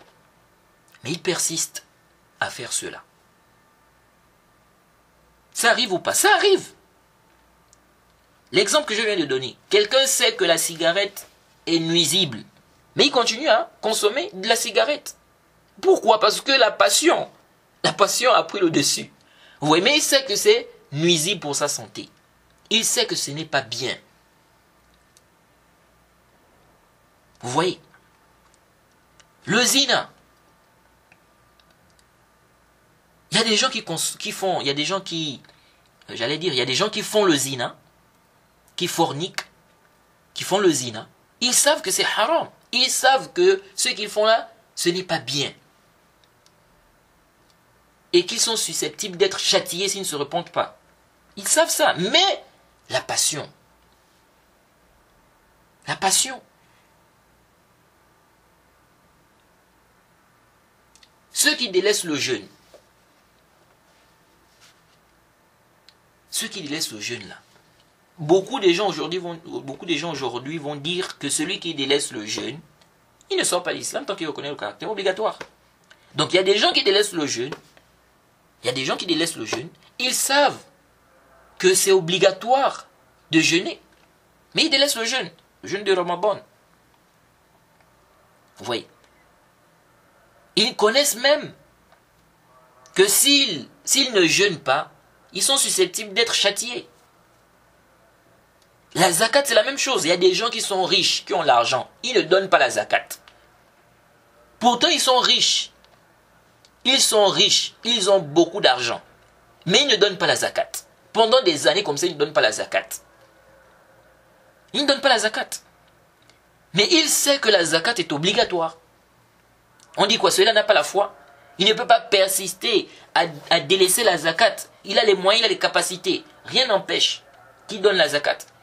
Quelqu'un comme ça, c'est-à-dire quelqu'un ne peut pas croire. Donc on va venir dire ici que quelqu'un ne peut pas croire que la zakat est obligatoire sur lui.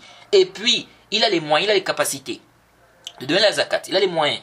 Et il passe des années comme ça, il persiste, il ne donne pas la zakat. Celui-là n'a pas la foi. Parce que s'il avait la foi, il devait donner la zakat. On va dire ça. C'est comme ça qu'on va se comporter ici. Vous voyez? Donc le fait de savoir que la chose est obligatoire, que si tu ne fais pas ça, tu peux être châtié, ça ne montre pas forcément que la personne va faire la chose. Ou ça n'implique pas forcément que la personne fasse la chose. Non, la personne est censée faire ça. Jade. Mais est-ce que ça veut dire que si la personne ne fait pas, elle ne croit pas que c'est obligatoire? Ou bien que si la personne croit vraiment que c'est obligatoire, que si elle délaisse la chose, elle sera châtiée, elle ne peut pas délaisser? Non. Est-ce que vous suivez? Est-ce que vous suivez? Ça, c'est très important, ce qu'on est en train d'expliquer là. Vous voyez? Et le problème même des Khawarij, ce n'est pas seulement le cas de celui qui commet un péché, un grand péché, qui ne fait pas sortir de l'islam. Leur problème aussi, c'est celui qui persiste. Celui qui persiste. Parce que celui qui se repent, il a commis un péché, il s'est repenti. Chez les Khawarij, il est musulman. Il est revenu dans l'islam. S'il s'est repenti. Vous voyez, le problème aussi Donc le problème, ce n'est pas seulement celui qui commet le péché chez eux. Le problème, c'est aussi celui qui persiste. Il persiste dans le péché. Oui. Donc cette istidlal, cette façon de s'argumenter, vraiment, elle est dangereuse. De dire que celui qui croit qu'Allah a obligé ceci, que s'il délaisse ça, il sait que s'il délaisse ça, il sera châtié. Il ne peut pas persister à délaisser la chose-là. Faire cette istidlal, là, vraiment, c'est très, très dangereux. C'est khatir. Jade. Mais, nous comprenons, moi je comprends, on comprend en fait ces savants-là. Ceux qui ont fait cette istidlal, on comprend. Parce qu'ils ont compris qu'il y a un lien. Mais comment, il faut trouver un lien. Comment il est sorti de l'islam? Mais le problème, c'est que le lien qu'eux, ils apportent là, en réalité, ce n'est pas sahih. Dans la réalité, quand on regarde de façon rationnelle, parce que c'est un argument rationnel ça, de façon rationnelle, ça ne tient pas. Vous voyez, ça ne tient pas. Et Ibn al-Qayyim nous a même expliqué comment des cas comme ça peuvent arriver. J'avais déjà lu ça. On va encore lire. On va encore lire ça. Il dit quoi dans son livre Al-Jawab al-Kafi liman sa'ala 'an ad-dawa' ash-shafi. À la page 57, il dit fa in qulta, écoutez bien, Ibn al-Qayyim dit fa in qulta كيف يجتمع التصديق الجازم الذي لا شك فيه بالمعاد والجنة والنار ويتخلف العمل وهل في الطباع البشرية أن يعلم العبد أنه مطلوب غدا إلى بين يدي بعض الملوك ليعاقبه أشد عقوبة أو يكرمه أتم كرامة ويبيت ساهيا غافلا لا يتذكر موقفه بين يدي الملك ولا يستعد له ولا يأخذ له أهبته قيل هذا لعمر الله سؤال صحيح وارد على أكثر هذا الخلق فاجتماع هذين الأمرين من أعجب الأشياء. Qui dit ça? Ibn al-Qayyim. C'est Ibn al-Qayyim qui dit ça ici. Vous voyez? Donc lui-même, il nous a expliqué, nous a donné, en fait, il nous a ouvert la porte ici. Il nous a donné, en fait, un indice. Comment ce cas-là peut arriver? Comment quelqu'un peut délaisser la prière de manière continue?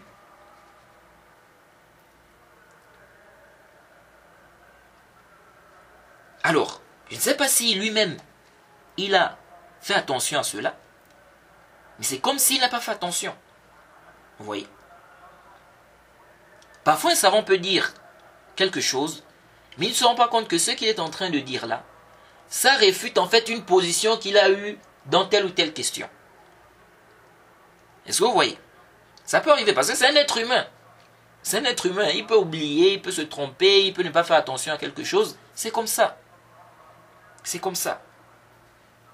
Ibn al-Qayyim dit quoi? Il dit, si tu dis, comment peut-on rassembler la croyance ferme à laquelle il n'y a pas de doute à la résurrection, au paradis et à l'enfer, et le fait de s'en détourner ensuite dans les actes? Et est-il dans la nature humaine qu'un homme sache qu'on lui demande de se présenter demain devant un roi? Et est-il dans la nature humaine qu'un homme sache qu'on lui demande de se présenter demain devant un roi qui va le châtier durement ou qui va l'honorer pleinement? Puis il passe la nuit en étant insouciant et distrait, sans se rappeler son arrivée devant le roi, sans s'y préparer et prendre ses dispositions. Est-ce que ça arrive dans la nature humaine? On dit, par l'avis d'Allah, c'est là une question exacte. C'est là une question exacte qui se pose à la plupart des créatures. Le rassemblement de ces deux choses fait partie des choses les plus étonnantes.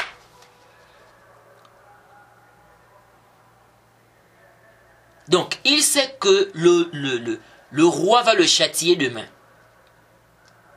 Mais, malgré ça, nonobstant cela, il est là, il ne prend pas les dispositions nécessaires. Il ne se prépare pas. Il ne se rappelle même pas. Il n'est pas du tout en train de penser à lorsqu'il sera devant le roi. Qu'est-ce qu'il va dire en fait? Qu'est-ce qu'il a préparé? Ibn al-Qayyim dit quoi? Il dit, c'est là une question exacte. C'est là une question exacte. Est-ce que ça peut arriver dans la nature humaine? Donc, ici là il parle de celui qui sait qu'Allah a obligé la prière et qu'il va le châtier s'il délaisse. Et ici là il nous explique que est-ce que quelqu'un, il prend l'exemple, quelqu'un sait que le roi va le châtier. D'un châtiment dur, il dit quoi? Écoutez bien, il dit,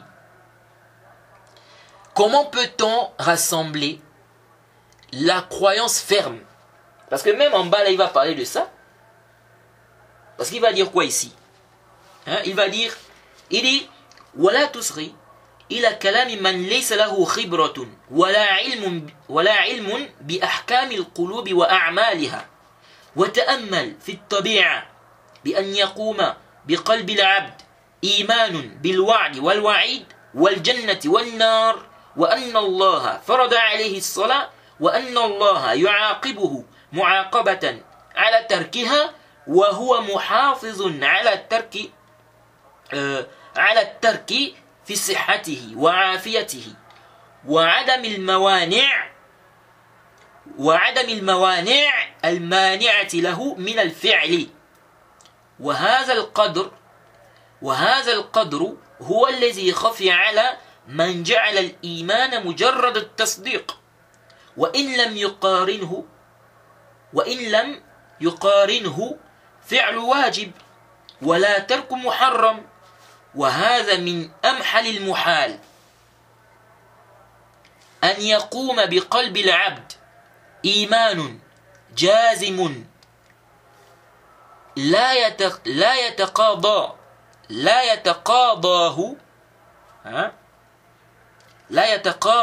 يتقاضاه فعل الطاعة ولا ترك معصية.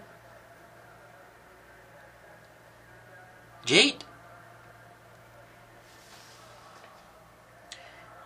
Ibn al-Qayyim dit quoi? Il dit, ne te penche pas vers la parole de celui qui n'a pas d'expérience ni de science dans les ahkam des cœurs et des œuvres des cœurs. Donc, vous voyez, Ibn al-Qayyim voit qu'il y a un lien avec le cœur. Vous voyez? Et si on prend cette parole-là, c'est comme s'il est en train même de vouloir faire comprendre que ceux qui n'ont pas rendu mécréant celui-là, ok, celui qui persiste à délaisser la prière, ils n'ont pas fait attention au lien là, avec le cœur. Que donc celui qui délaisse la prière en persistant comme ça, c'est-à-dire il persiste à délaisser la prière, celui-là n'a pas la foi, il ne croit pas au caractère obligatoire de la foi.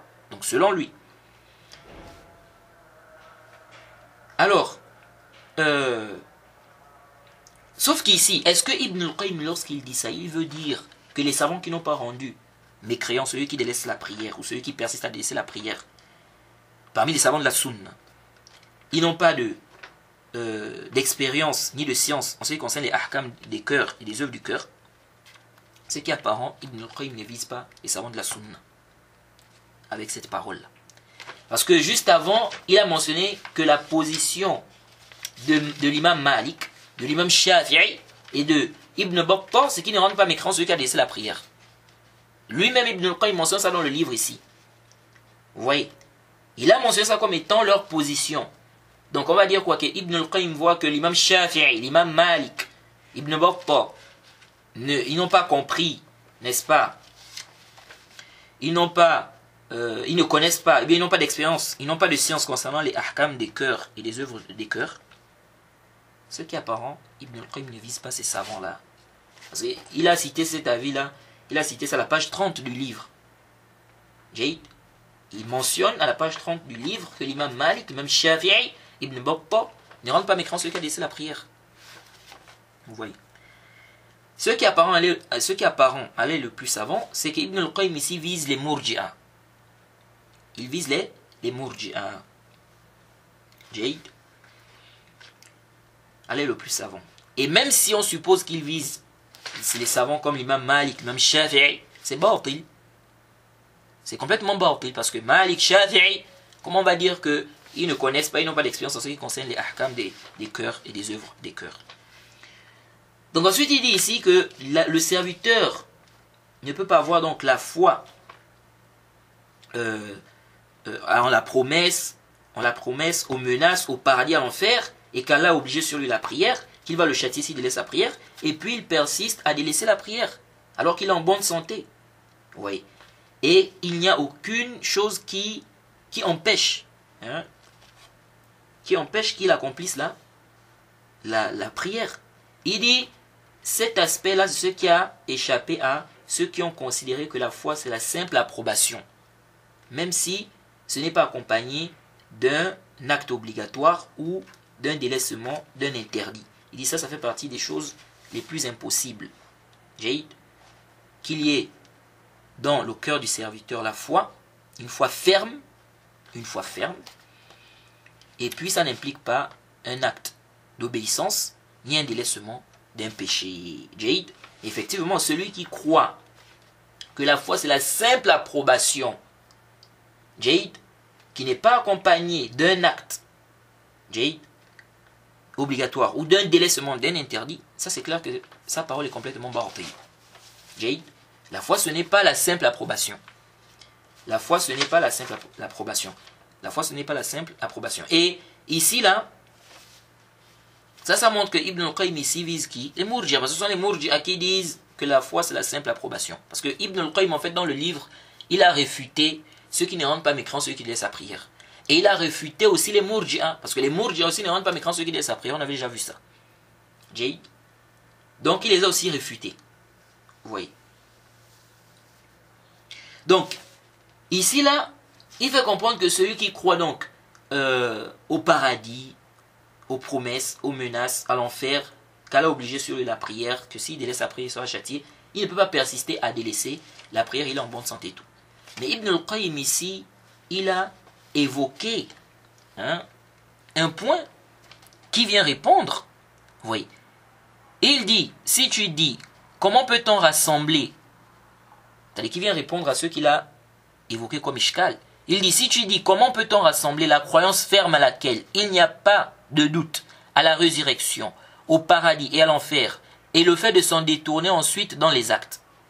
Et est-il dans la nature humaine qu'un homme sache qu'on lui demande de se présenter demain devant un roi qui va le châtier durement ou qui va l'honorer pleinement, puis il passe la nuit en étant insouciant et distrait, sans se rappeler son arrivée devant le roi, sans s'y préparer et prendre ses dispositions? On dit, par la vie d'Allah, c'est là une question exacte qui se pose à la plupart des créatures. Le rassemblement de ces deux choses fait partie des choses les plus étonnantes.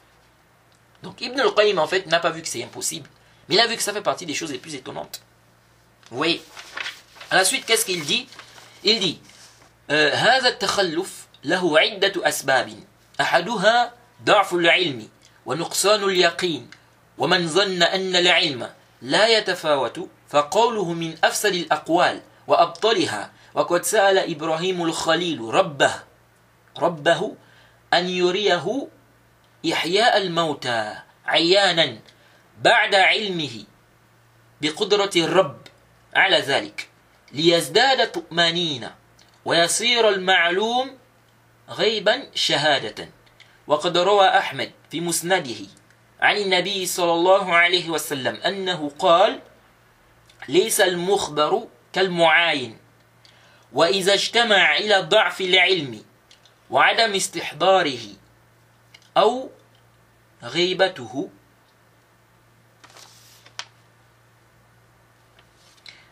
عن القلب في كثير من أوقاته أو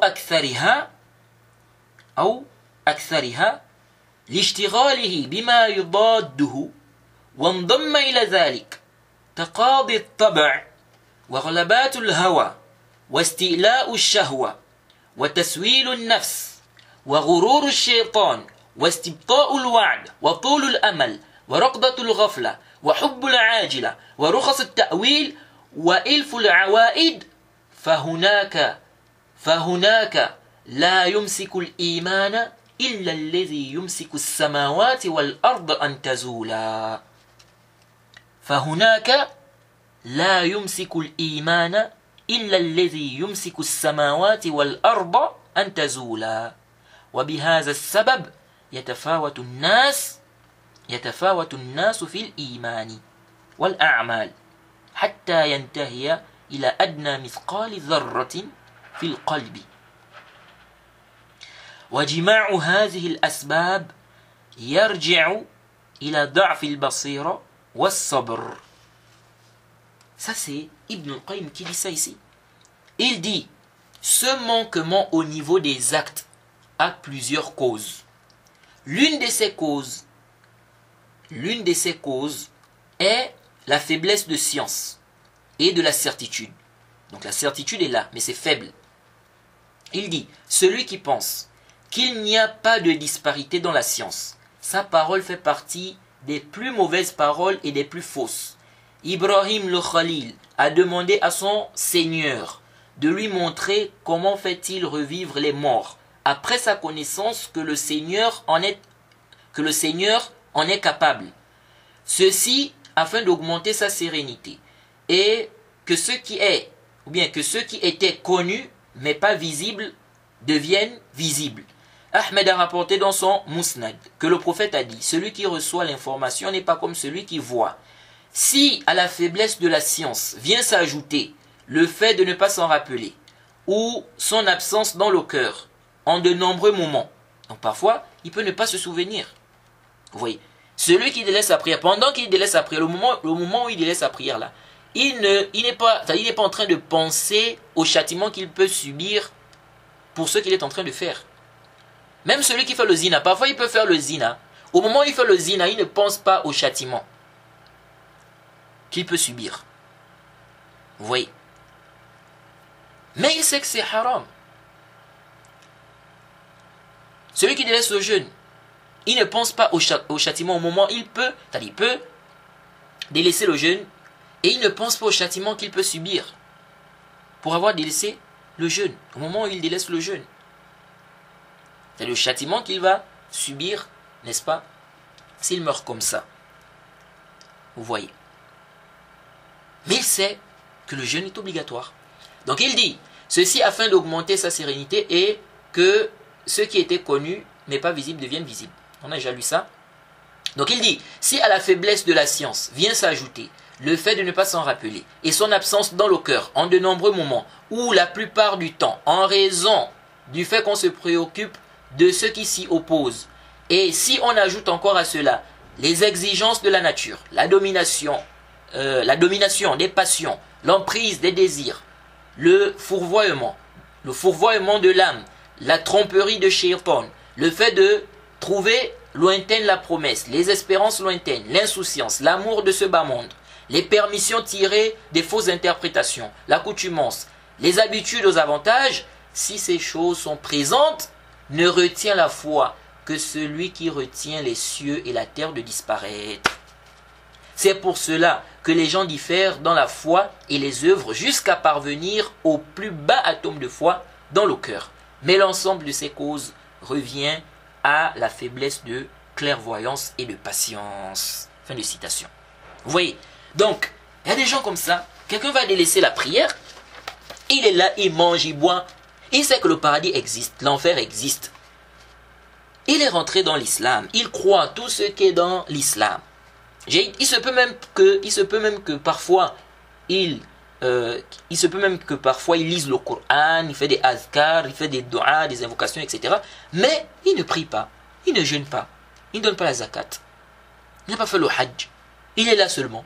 il mange, il boit, il se balade, il va faire le marché, il est dans la dunya, il fait son commerce, il mange, Mais si tu viens lui demander, il sait que le paradis existe, l'enfer existe, il sait que la prière est obligatoire, le jeûne est obligatoire, la zakat et tout ça. Il sait que tout ce qu'il fait là, c'est-à-dire c'est pas bien. Le fait de délaisser ces obligations-là. Ok? Mais c'est quelqu'un qui est musulman à la base, il a attesté. Parce qu'il y a une différence entre quelqu'un qui a attesté et quelqu'un qui n'a pas attesté. Est-ce que vous suivez? Il faut faire la différence. Quelqu'un qui croit par exemple que la prière est obligatoire, mais il n'a pas attesté, c'est un musulman. C'est pas un musulman. Donc le simple fait de croire là ne suffit pas. Jade, le simple fait de croire là ne suffit pas. Et même celui qui a attesté, déjà celui qui n'a pas attesté, le simple fait de croire ne suffit pas, mais c'est pas juste ça, il n'est pas musulman. Il n'est pas musulman. Même celui qui a attesté là, même celui qui a attesté, le simple fait de croire aussi que c'est obligatoire, sans faire ça, sans faire l'acte, c'est-à-dire il sait que la prière est obligatoire, mais il n'accomplit pas la prière par négligence, ça ne suffit pas. Ça ne suffit pas. Parce que si ça suffisait, il ne devait pas être reprimandé. Donc ça ne suffit pas. Il faut qu'il prie. Ok? Il faut qu'il prie, il faut qu'il jeûne, il faut qu'il donne la zakat, etc. Mais là, on n'est pas en train de parler de ce qu'il faut qu'il fasse. On sait qu'il doit faire ça. Là, on parle du takfir. Est-ce qu'il est sorti de l'islam? S'il n'a pas fait. Donc, quelqu'un peut être comme ça. Si tu viens lui demander, il sait que le paradis existe, l'enfer existe, la prière est obligatoire, il sait ça. Mais il est dans la dunya.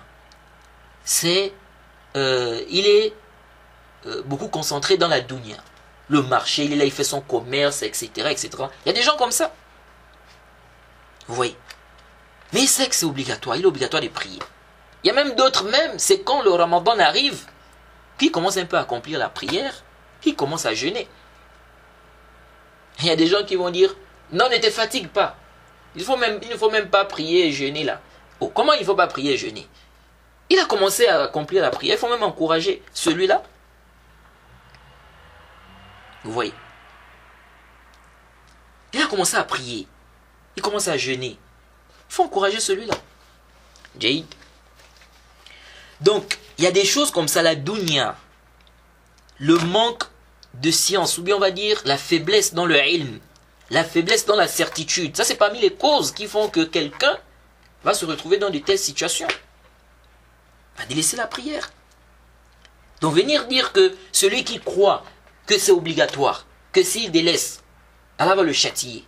Il croit au paradis, à l'enfer, il ne peut pas persister à délaisser. Comment ça, il ne peut pas persister à délaisser? Et que s'il persiste à délaisser, ça veut forcément dire qu'il ne croit pas que la prière est obligatoire, que la chose est obligatoire. Non, pas forcément. Vous voyez, donc ça, vraiment, ce n'est pas sahih. Ce n'est pas sahih. Jade.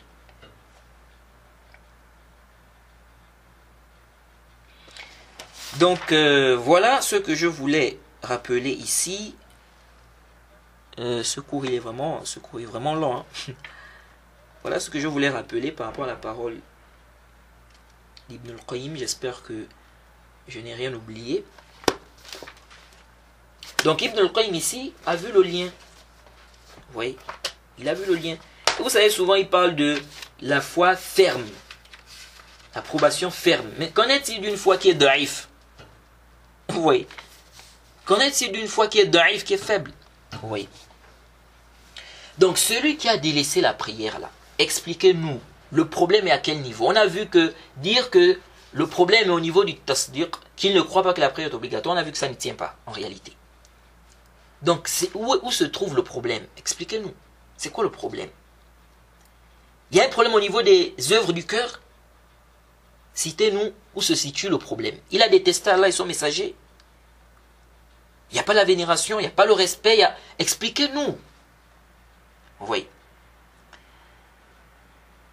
Et ceux-là qui rendent mécréants, celui qui délaisse la prière, ils ne peuvent pas dire qu'ils détestent Allah, ils détestent le messager. Ceux qui rendent mécréants, ceux qui délaissent la prière, ils ne peuvent pas dire que celui qui a délaissé la prière par négligence, il déteste Allah, il déteste le messager. Vous voyez. Et si quelqu'un dit ça, c'est une prétention. C'est une prétention. Qui va être contredit par une autre prétention. Vous voyez. Donc, en réalité, ceux qui rendent mécréants, ceux qui délaissent la prière, ne peuvent pas nous expliquer le coufre intérieur de celui-là qui a délaissé la prière. Ils ne peuvent pas nous expliquer ça en nous apportant une chose irréfutable. Ils ne peuvent pas. Vous voyez. Et si on médite bien, on va se rendre compte que ce qu'on peut vouloir expliquer là, ce qu'on va vouloir classer, soit au niveau du tasdiq ou bien au niveau des actes du cœur, en réalité ça ne tient pas. Et c'est ce qui vient montrer même que celui qui a délaissé la prière, il n'est pas sorti de l'islam. Il ne sort pas de l'islam. Il ne sort pas de l'islam, les frères. C'est un pervers, naam, il mérite le châtiment. Ce qu'il fait là, c'est grave. On craint même la mécréance pour lui, la grande mécréance. Mais il ne sort pas de l'islam. C'est un musulman, sa foi est faible, c'est daïf.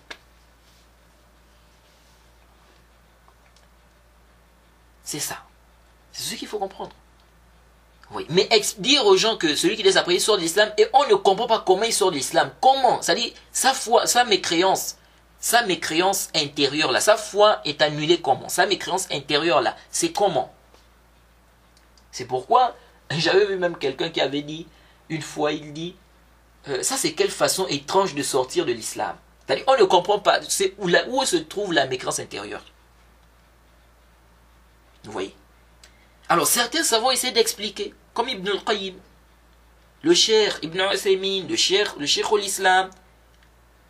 Mais ceux qu'ils ont apporté comme explication, ça ne tient pas. C'est discutable. De dire que non, s'il persiste à délaisser, ça veut dire qu'il ne croit pas. Qu'est-ce que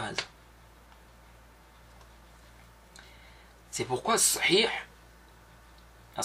elle est le plus savant, c'est que celui qui délaisse la prière par négligence, il n'est pas kafir, il n'est pas mécréant, il n'est pas sorti de l'islam. Mais c'est un pervers. Jade, il mérite l'enfer. Et elle est le plus savant. On s'arrête ici. On demande qu'elle nous facilite, qu'il nous accorde la compréhension de sa religion. Wa subhanaka Allahumma bihamdik. Wa ashhadu an la ilaha illa anta astaghfiruka wa atubu ilayk.